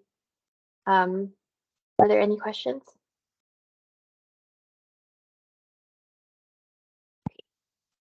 Just a couple of state level. Oh, okay. Yes, hello. I mean, were you doing some more presentation? Let's finish your presentation, then I'll come Okay. back for my questions. I just have like 3 more slides just to kind of show state level findings all in one place. Next slide, please. We don't have to go into them too much detail, but I think for the next 3, we can switch to the next one, which is the system peak hour. This one we didn't cover yet. So the system peak hour was on September 6th, hour ending 17. Not all programs dispatched an event on this specific hour. So we do have PG&E non-residential and SE non-residential participating on the system peak hour. Overall, dispatch, I think, sorry, I should have summed this, but we have there 0.4 megawatts for PG&E, 1 megawatt and 2.2 megawatts for SCE on this hour. And then I think I have one more final slide on AYX anti-impact. So this just shows the forecast, enrollment and megawatt forecast for each program, all shown in one slide. And that's all I have.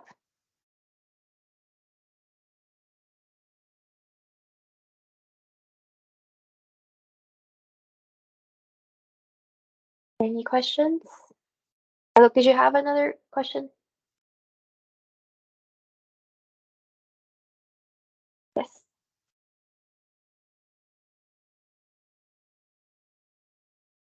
Yeah, hi, this is Alok again. So thank you for the LIP overview. So these questions are probably more for program folks again. So first, I get a general comment for the M&E folks. I see Gil, I see Leslie, and I see Neri from Edison. So I guess I have questions about the basis for asserting confidentiality. I think, we had some back and forth recently in connection with ELRP. And so, I guess we want to revisit the basis that's being asserted for claiming, confidentiality here as well. So I guess I would like some follow-up where where IUs can cite specific language, not just decision number or not just some rule number, but decision language that would justify the claim for confidentiality. So, Andrew, if you can note that, and we'll follow up on that. Then a more specific question. I think you mentioned when you were doing the PG&E ex ante that the 5th hour, you were assuming the load impact is 0, right? Yes. So Gil, you are here. If you are, I'm hoping you're listening right now. Under slice of day, wouldn't we need to look at each hour independently? And so this assumption would not apply anymore? Is that right?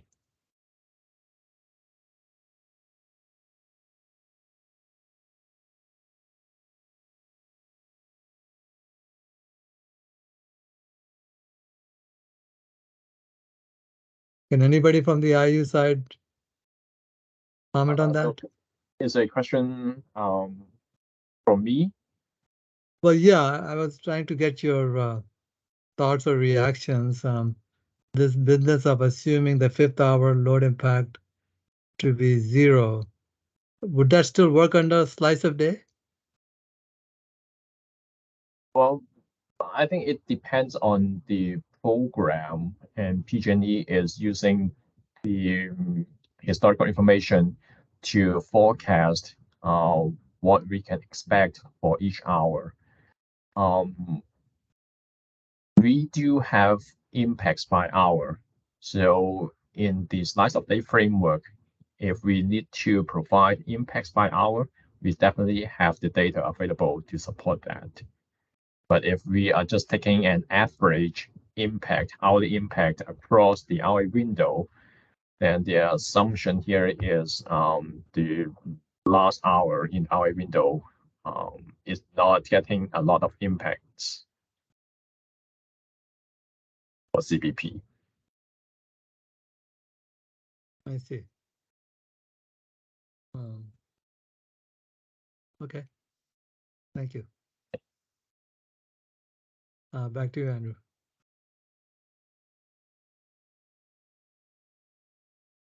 Does anybody else have any further questions?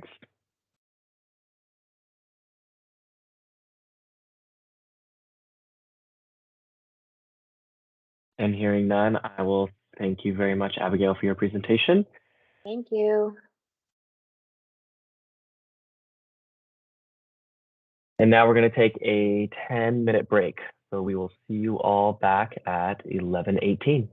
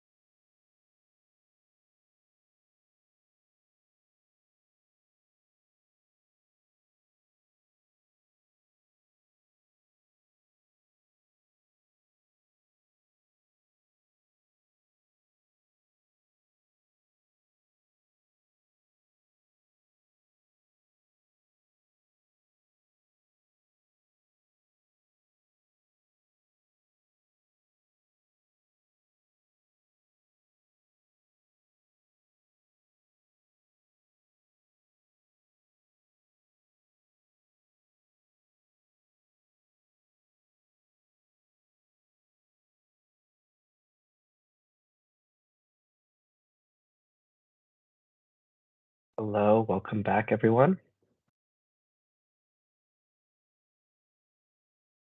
So for our last presentation of the day today, we have Southern California Edison's Smart Energy Program.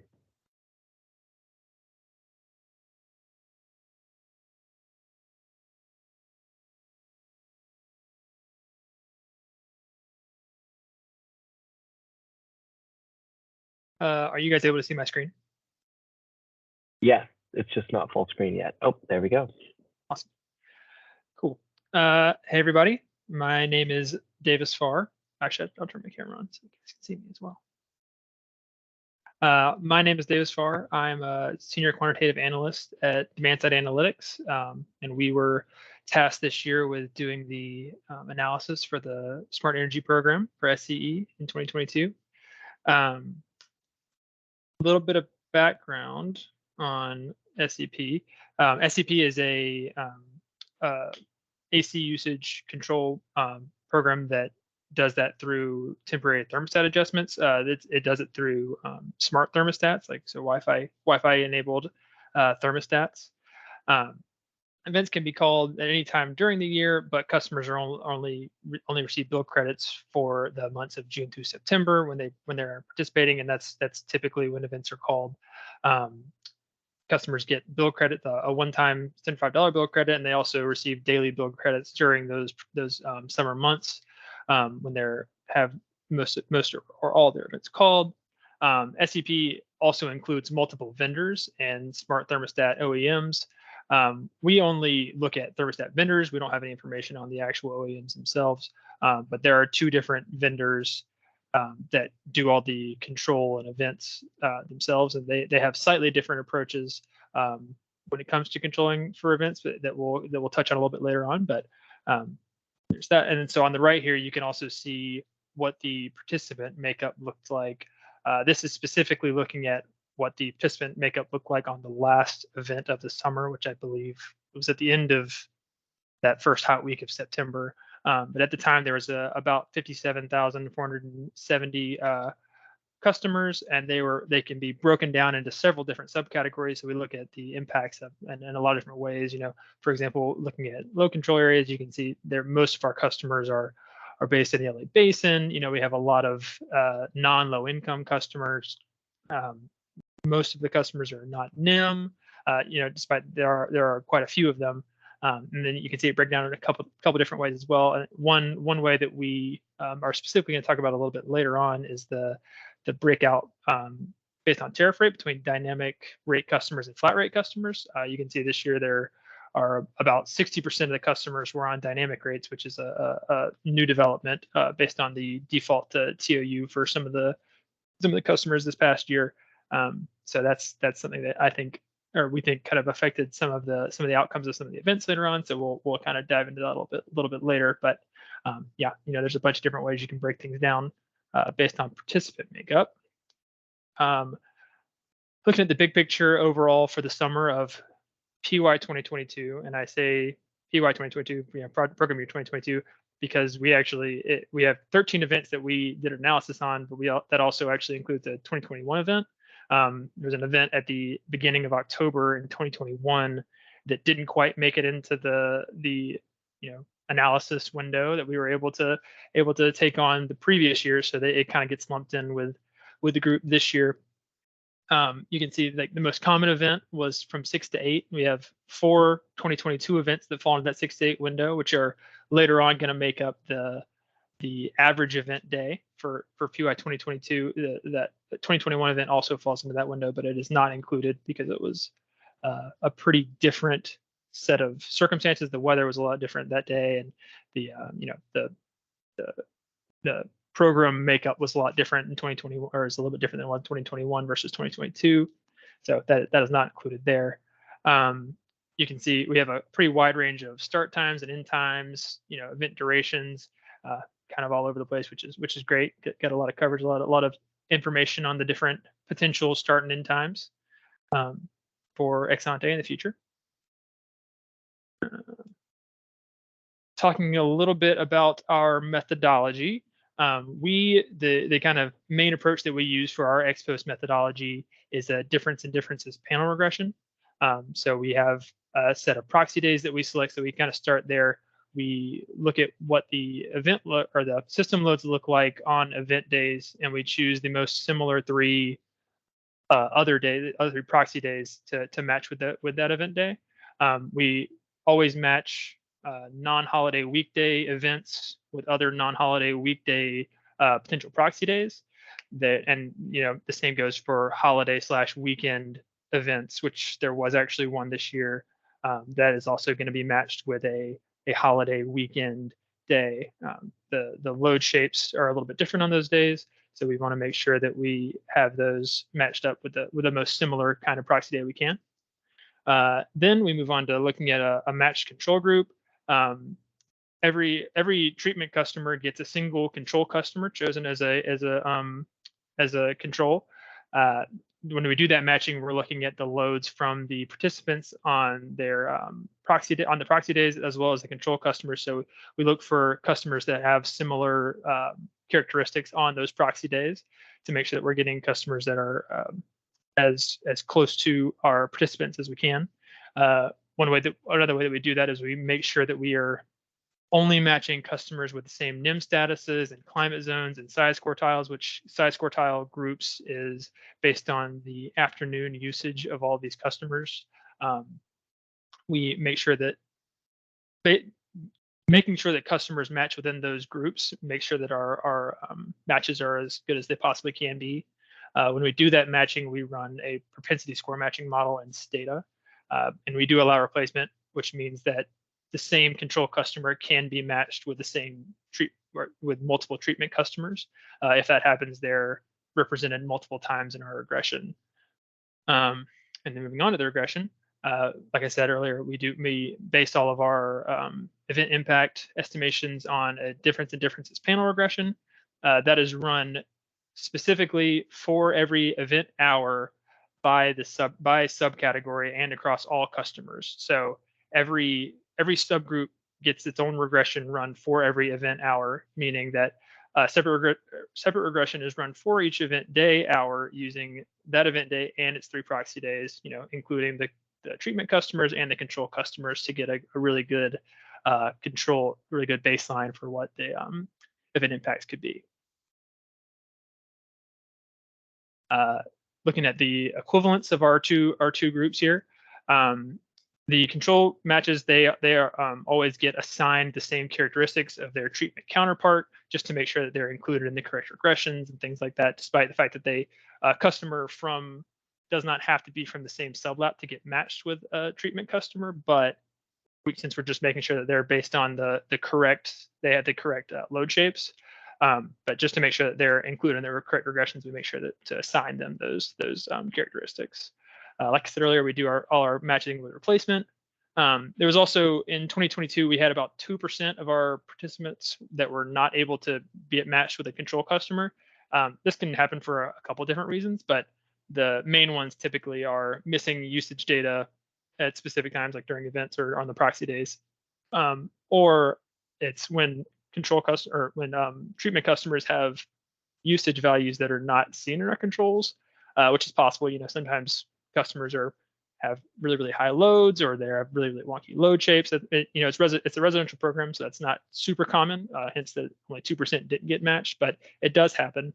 But 2% is not a very large number, and I actually think it was a little bit higher the year before. So we did a pretty good job matching this year. The figure on the right shows the average treatment and control load shapes on all the proxy days that were chosen for the events in 2022. And you can see the control customers represented by a dotted gray line, which is actually really hard to see, which is great. That means that it's very similar to the treatment line, which is blue. You can barely tell there's a difference between the two on most days until you get down to the days at the beginning of September of last year, where those were the hottest days of the year. It's a little bit harder to choose the same, find the proxy days that are the exact same as the hottest days of the year. So those days are a little bit worse, but still good. And the methods, the differences method that we choose should still net those differences out. So it should still be good to go. Another kind of nuance to our matching this year was the handling of ELRP customers and flex alerts this year. On the left, yeah. Sorry for the interrupt. On the previous slide, I might have missed it, but what does the reference to vendor mean in the first bullet? Oh, vendors. That's the company that controls the thermostats for calling the events. That basically just means that when we run our regressions, we estimate impacts for the specific vendors for every event too, not just the overall cohort. So when we run the regressions, we want to make sure that the control customers are included in those vendor regressions, those vendor specific regressions as well. If that makes sense. So out of curiosity, how many vendors are we talking about here? There's just two. There's several different OEMs for the thermostats. There's several different brands, but there's just two vendors that do the controlling of the thermostats. And why? So again, I'm just curious. So, what is the thought driving the separation of vendors? I mean, is there some thinking that the network or control mechanism is impacting load impacts? So it depends. I specifically speaking about this year, the thing that would have driven the difference is one of the vendors was using the pre-cooling strategy where they do a setback before the event, where they pre-cool the house before the event, which helps hour one impacts to be quite a bit higher. So one of them does that and one doesn't. So there's a pretty a good, when you split those two out, you can definitely see the difference in impacts based on those two. And also the different thermostat manufacturers, also some of them have proprietary technology, like the software in their thermostats. Also, some of them do some specific optimization for TOU rates and things like that as well. So those thermostats are going to perform differently even in a program like this than those that don't. I see. Okay, thank you. For sure. For our matching with the ELRP customers. So in 2022, there was all high usage and low income customers were potentially defaulted into the ELRP program this year in the SCE territory.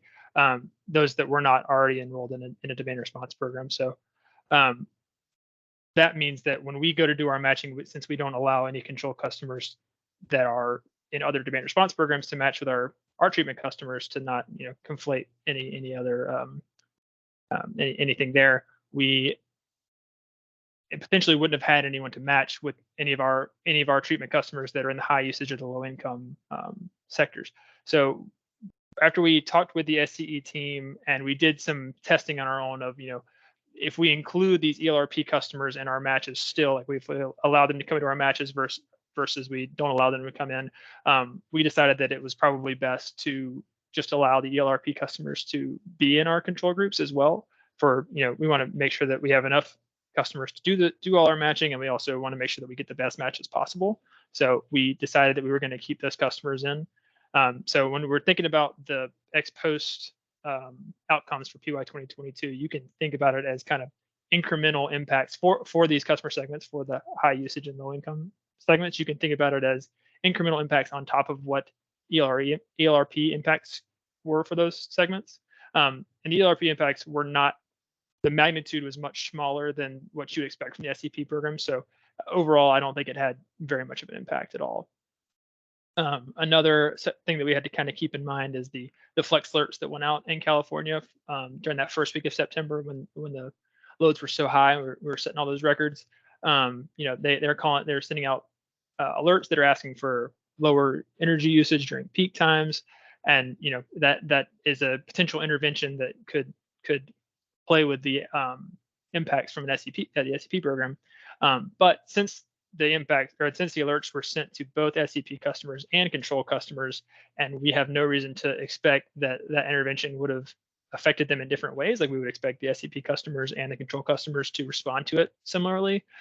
We don't think that has any impact on the validity of the SE or the SCP impacts that we get from our difference and differences approach, especially because we're using difference and differences, which in theory, if there is any difference, should be netting out between the control from the treatment and control customers.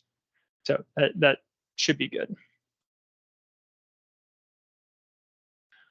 Here's a look at the system peak day on September 6th of 2022.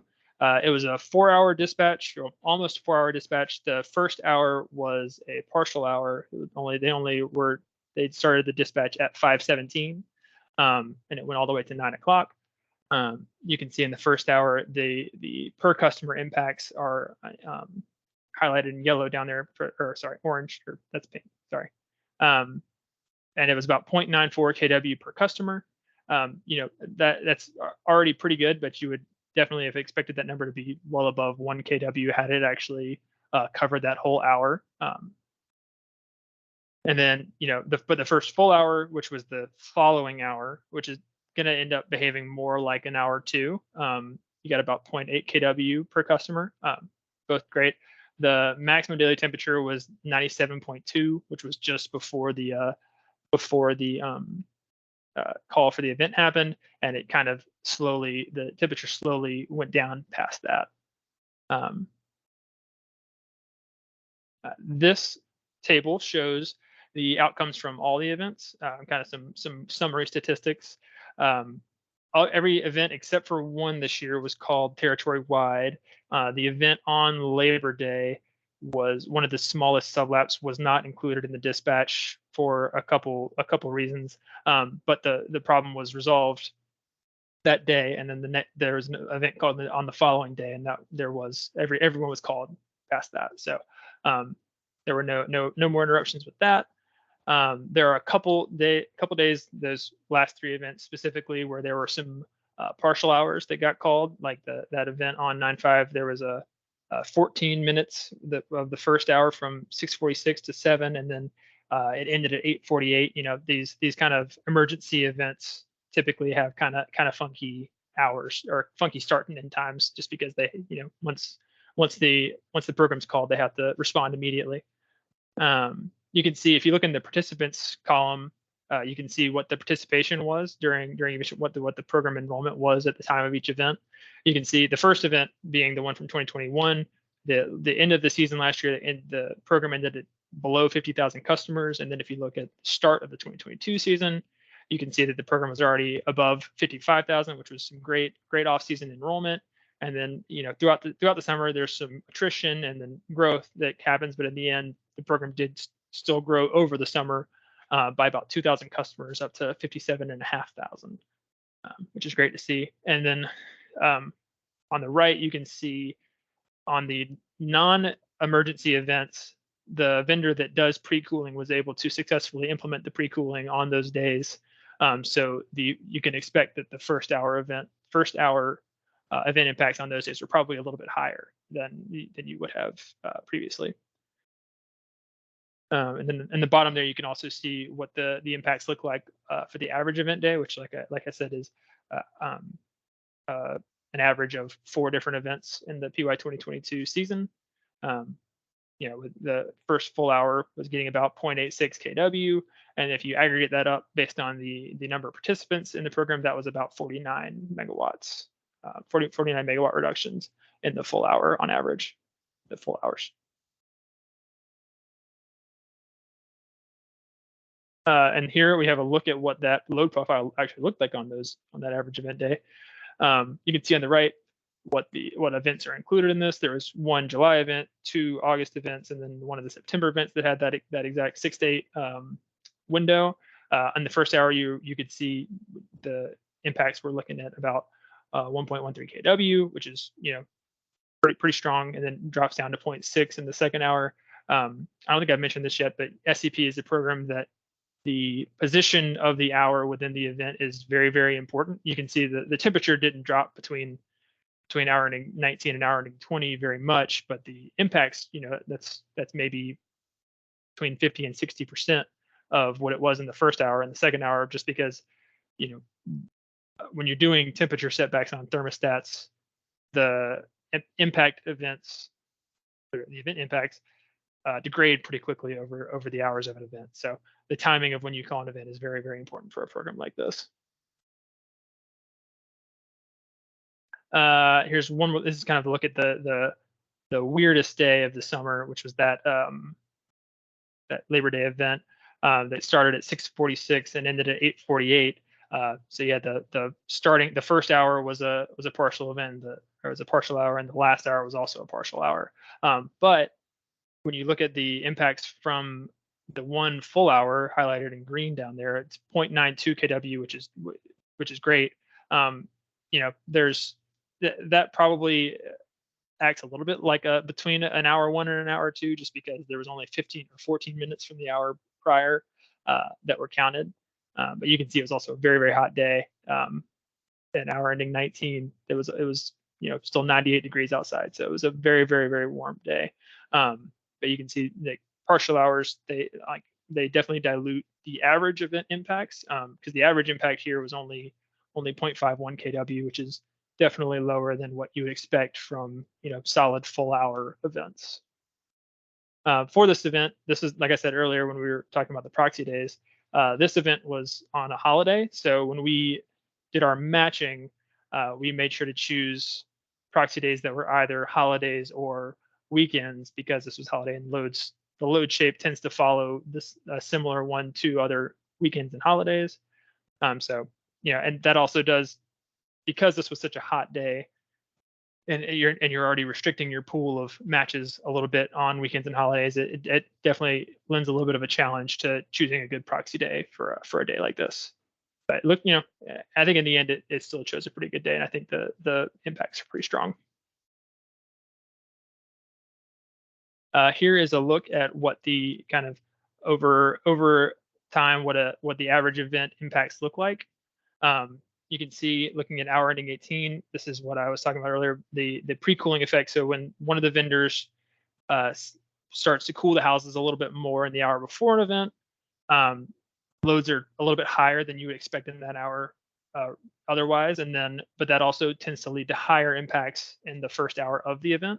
So you can see, you know, impacts are above 1 kW in that first hour, and then they drop down, like I said, about 50 to 60% in that second hour, and then you can see snapback starting in hour 21 and going forward up to all the way to midnight. You can see the ACs are working a little bit harder in those hours to catch back up, to cool the houses back down than they would have otherwise. Bo, do you have a question? Oh, I'm sorry, I can wait till the end. Okay, sounds good. Here is a comparison of average events, exposed average events from a couple prior years. You can see in the table on the left there, we have the average event window from 2019, 2021, and 2022. The reason that we did not include 2020, firstly, it was because the average event window in that year was a little bit different. So it's a little bit harder to compare the two when the event window is a little bit different. But also, you know, 2020 was the COVID year, so the impacts are not going to be exactly apples to apples comparison. So decided to not include those. But you can see when we're talking about, you know, 2019 and 2021, the reference loads and average load impacts are very, very similar in those years, and the percent impacts are also very, very similar. And then when you look at 2022, the reference loads are quite a bit higher, and as well as the average load impacts are also higher, and on a percent basis is higher as well. When you look at the temperatures from the events, that it definitely makes sense. You know, the average event temperature was 92 for the average event day in 2022 versus 88 the previous year and 83 the year before, or in 2019. You know, something that also plays a part in the impacts of a program like this is the heat buildup. So, you know, from 12 a.m. to 5 p.m., what does the temperature look like outside as well? So, but you can see that was pretty similar in the 3 years here, but the average event temperature was much warmer in 2022. And you can also see enrollment numbers in 2022 were quite a bit higher than the other 2 years here, which means that the aggregate impacts, if we were to look at those, would definitely be higher in 2022. The enrollment numbers play a pretty big part in the aggregate numbers. Here is a look at the average event day impacts segmented by the tariff groups. This is what I was talking about earlier.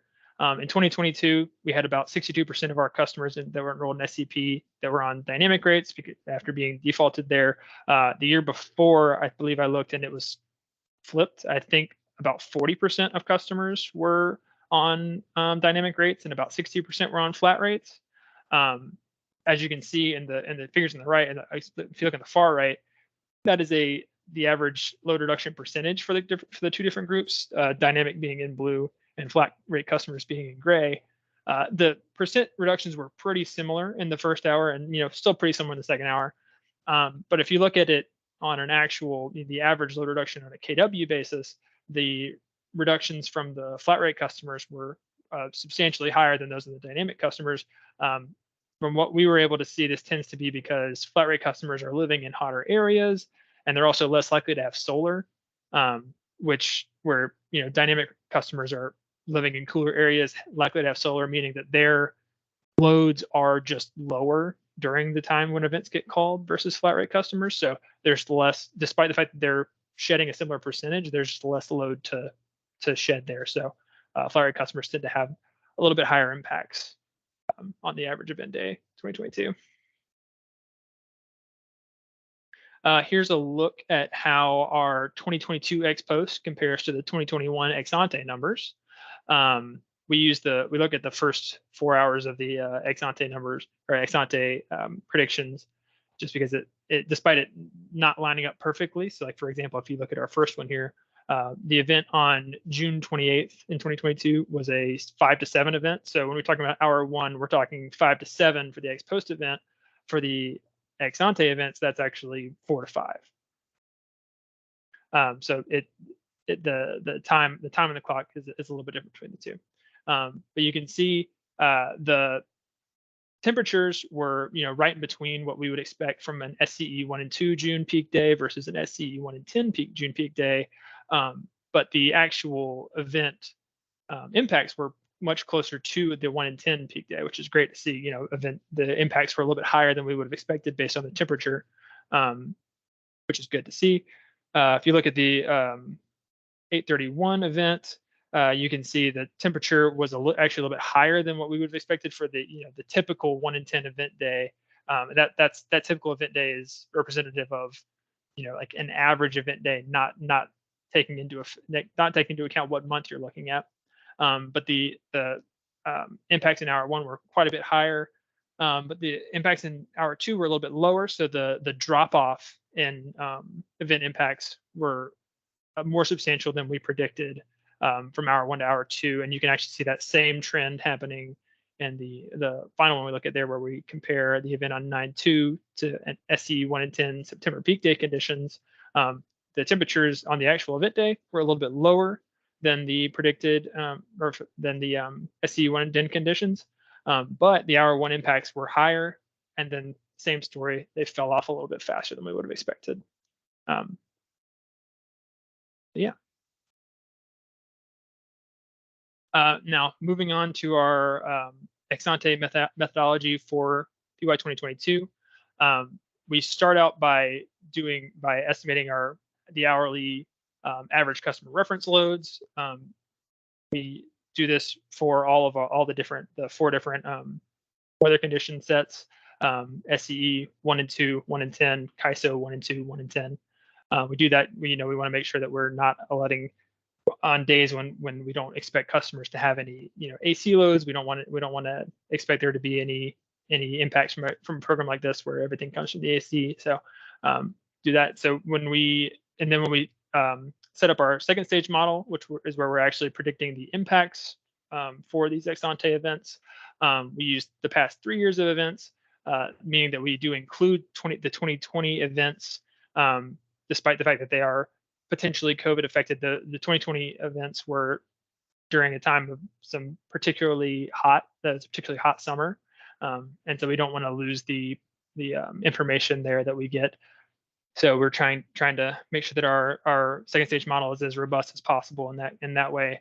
But that being said, when we're modeling the customer reference loads, we don't include the COVID affected months which is in our case, we're defining that as March 2020 to December 2020, just because we don't think those are representative as much of for the reference loads.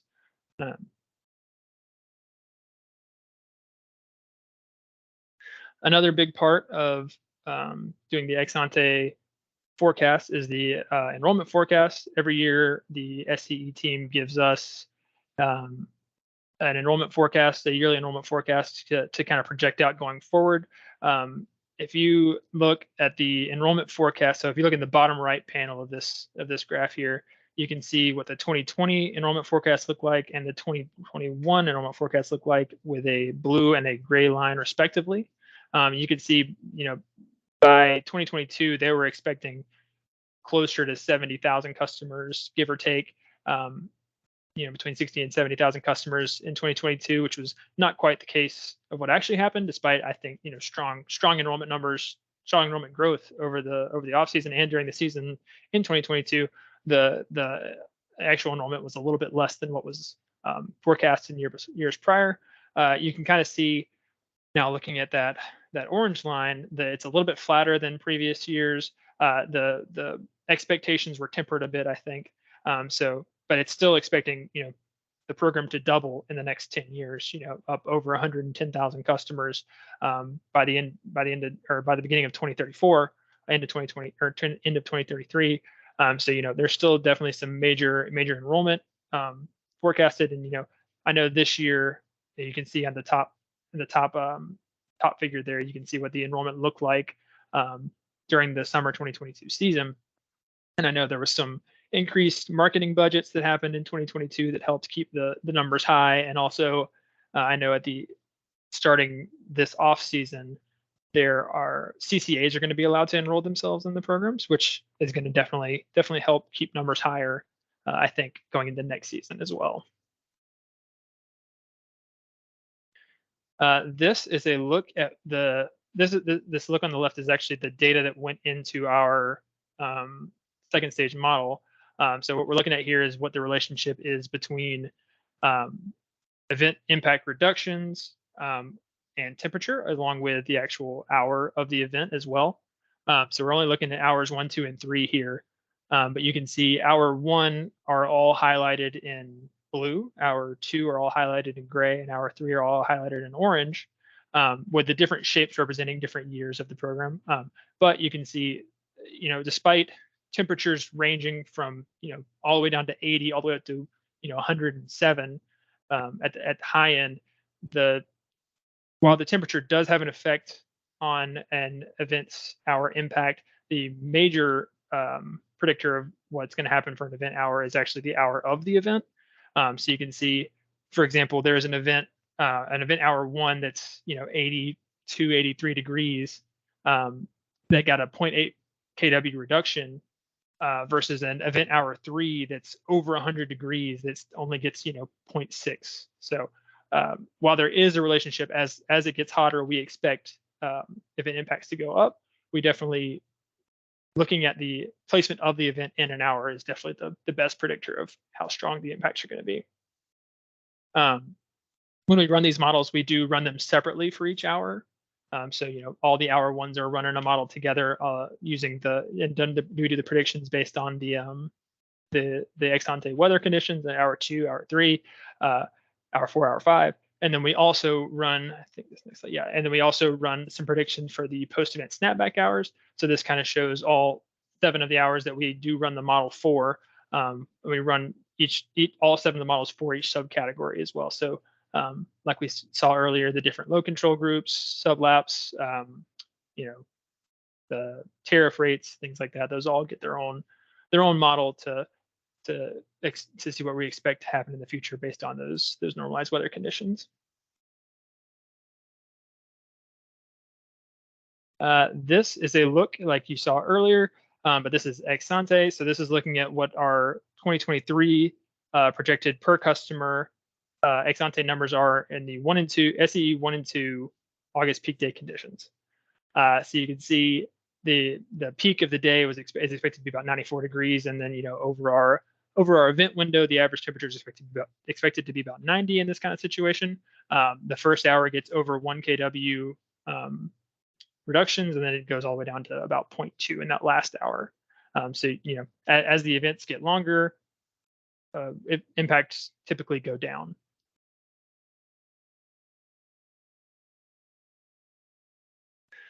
This is a look at what our, on the left, you can see what our expected aggregate impacts look like for a typical event day. Like I said, this is kind of that month agnostic typical event kind of average day for the ex ante forecast. On the far left, you can see what the average aggregate impacts look like over the whole RA window. So they start, you know, you can see this is for all the different weather conditions, you know, starting with SCE 1 and 2 up to CAISO 1 and 10. SCE 1 and 10 is actually the most extreme weather conditions, so that's the one that's you're gonna see the highest numbers from. And CAISO 1 and 2 is the least extreme, so that's gonna be the lowest. But you can see in 2023 we're expecting, you know, around high 30 megawatt impact numbers, and then if you go all the way out to 2033, you can see numbers get all the way up to, you know, 60 megawatts. And this is, once again, this is an average over the of the RA window. If you go to the next panel, you can see what it looks like just for what we're expecting in the first hour of an event. So you can see these numbers are quite a bit higher, where the average in 2023 is expected to be about 80 megawatts in hour one, all the way up to, you know, as high as 140 megawatts in 2033. So yeah, no, this is definitely a pretty large resource, and it's expected to grow over time. On the right, you can see what the per customer impacts are expected to be by month.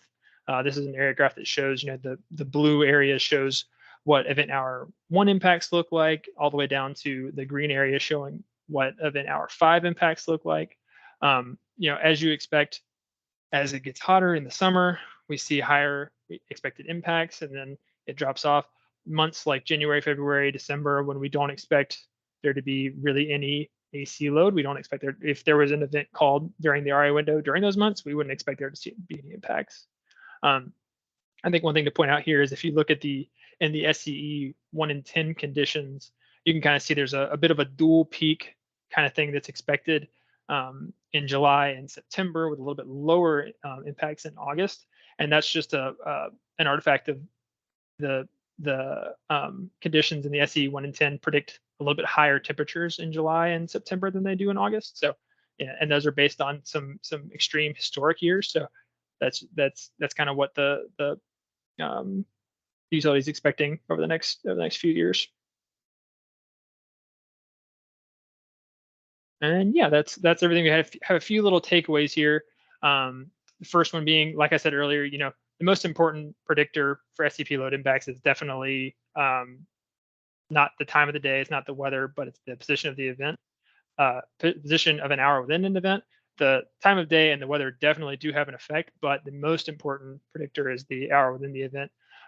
You know, the impacts are largest during that first hour and decline pretty sharply, with shorter events showing higher average load impacts than longer events, just because that decline doesn't quite happen as much. So when you're looking at hitting peak hours, trying to time that first hour can be pretty important with this program.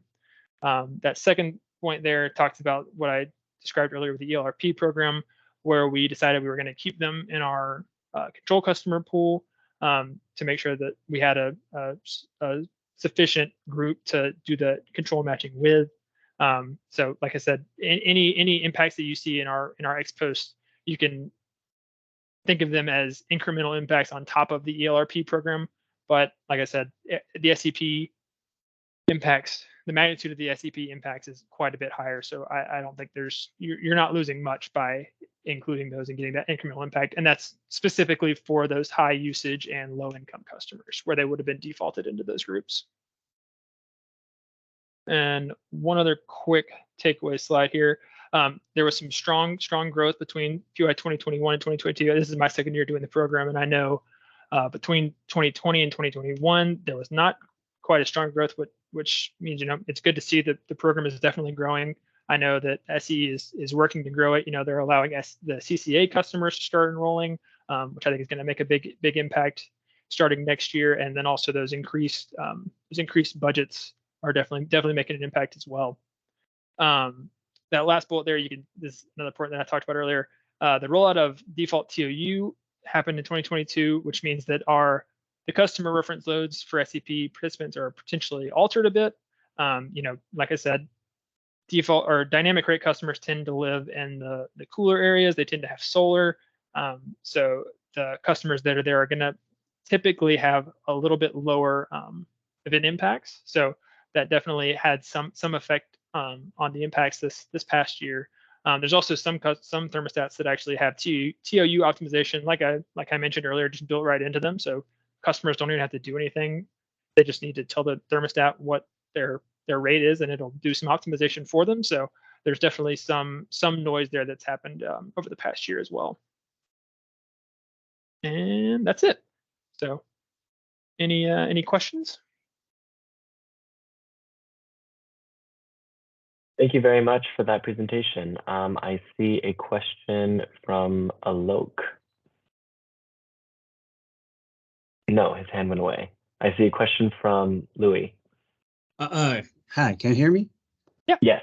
Okay, this is Louis from SAE, and I didn't manage smart energy program this year, so I have some question about the R1, R2, R3. Can you go back to the slides? You have R1, 2, 3. Yeah, next one. This one. Yeah, for this temperature, for the left hand, I try to understand why this slope is negative here. So the difference, I probably should have mentioned this when I said it. On the left side, the difference is that lower is higher impacts. Like these negative numbers are, yeah. Okay. So the temperatures go up, the impacts get more negative. Whereas on the previous slide, I actually have it flipped. In the future, I can make sure those two are consistent, but it's kind of the flip. Probably means your parameter, your coefficient. Okay. Also, I have a question about this slide. So we saw R1, R2, and 3, and it's declined. So if we normalize the R1 impact to be 1, and so it looks like we can see the R2 is about 0.6 and R3 is about 0.4. But this is just by looking for the graph. So if we ask, can you normalize your R1 to be 1? Can you give us the second and third hour number, which we consider this as a discount factor? I don't know if you can do that for the next year. Not for this year, I mean. We could definitely do some sort of. We could think of a graphic that would capture that sort of information for sure. Yeah. Yeah. I just say, hey, take the one R1 as a normalized to be 1. So your impact is 1. Then I want to see the discount factor for the R2 and 3. Instead of showing on the graph, just show us some number. Maybe that's give us. Okay. Thank you very much. Yeah, Davis, I think your ex ante table is like 1.04 in the first hour. So if you went back to your sample ex ante, it's pretty close to normalized. Yeah, there you go. Yeah, that's true. 17 okay, 0.6 and 0.4. Okay. Lou, your eyes are pretty good. Your 60% and 40% are pretty good. Yeah, that's just from my eyes. Okay, thank you. Yep. All right, and I see Alok has rejoined the meeting, and we've got a question from him. Thank you. Yeah, hi, this is Alok again. If you can go back to the 2 slides ago, the one you were, yes, this one. So I assume we can extrapolate that the 4th and 5th hour responses would be also trending down. Yes, definitely. But I was curious if you would know whether the load impact percent is similar in the different hours. In other words, is the reference load dropping as well? So if we look here, this is kind of what we were talking about a second ago. You can see the percentage in the second from the right column. You can see the percentage of load reduction as well. So it's still, I mean, at a point the reference loads do start to decrease, and the percentage impacts of those last 3 hours, from 9% in the last hour to 14% is not a huge difference. But it definitely still kind of decays over time. Right. Okay, and then like in the case of capacity bidding, did you guys do a comparison with the CAISO dispatch quantities? We don't have any visibility, or we were not given any visibility into what the CAISO dispatch quantities were. So we did not do that. No. All right, well, I guess we're gonna add that to the future item. Sure. We'll jot it down. Then I have a sort of a random question for Edison M&V folks. So time of use.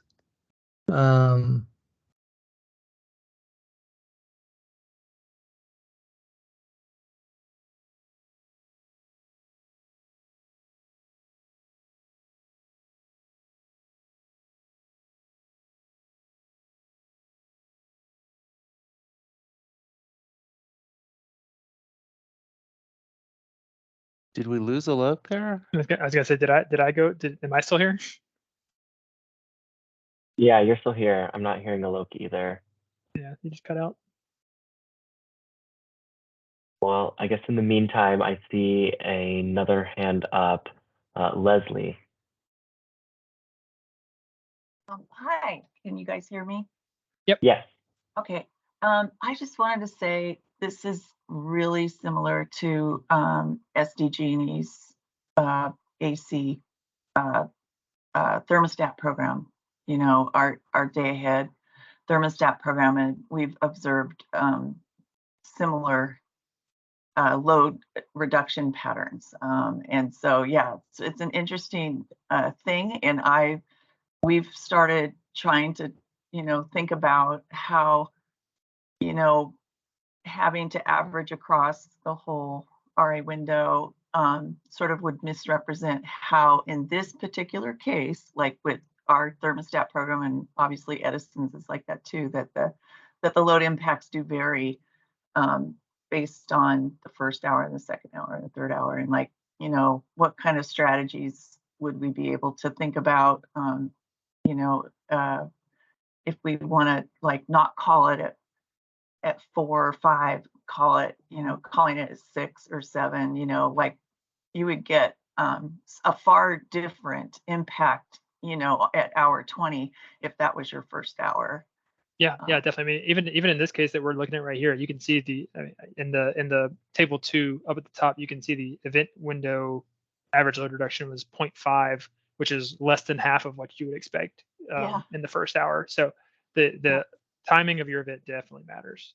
Yeah, that's what we've seen, the same thing, and we're trying to think about, because with the 24-hour slice of day, if that would be a way to sort of recognize this. But anyway, I was happy to see that you did this. This is great.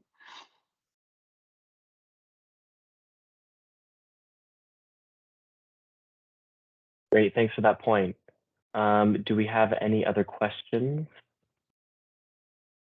for Davis?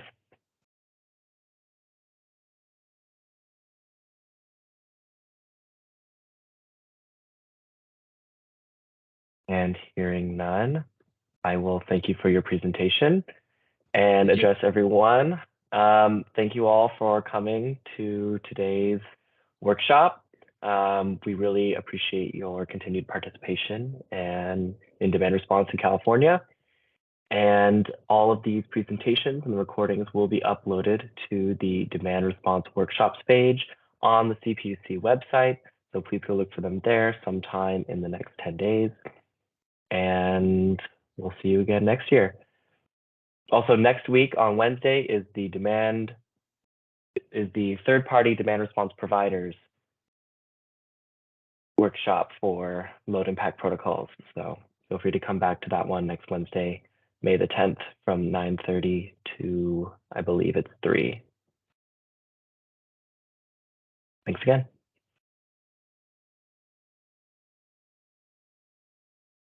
Bye-bye. Thank you.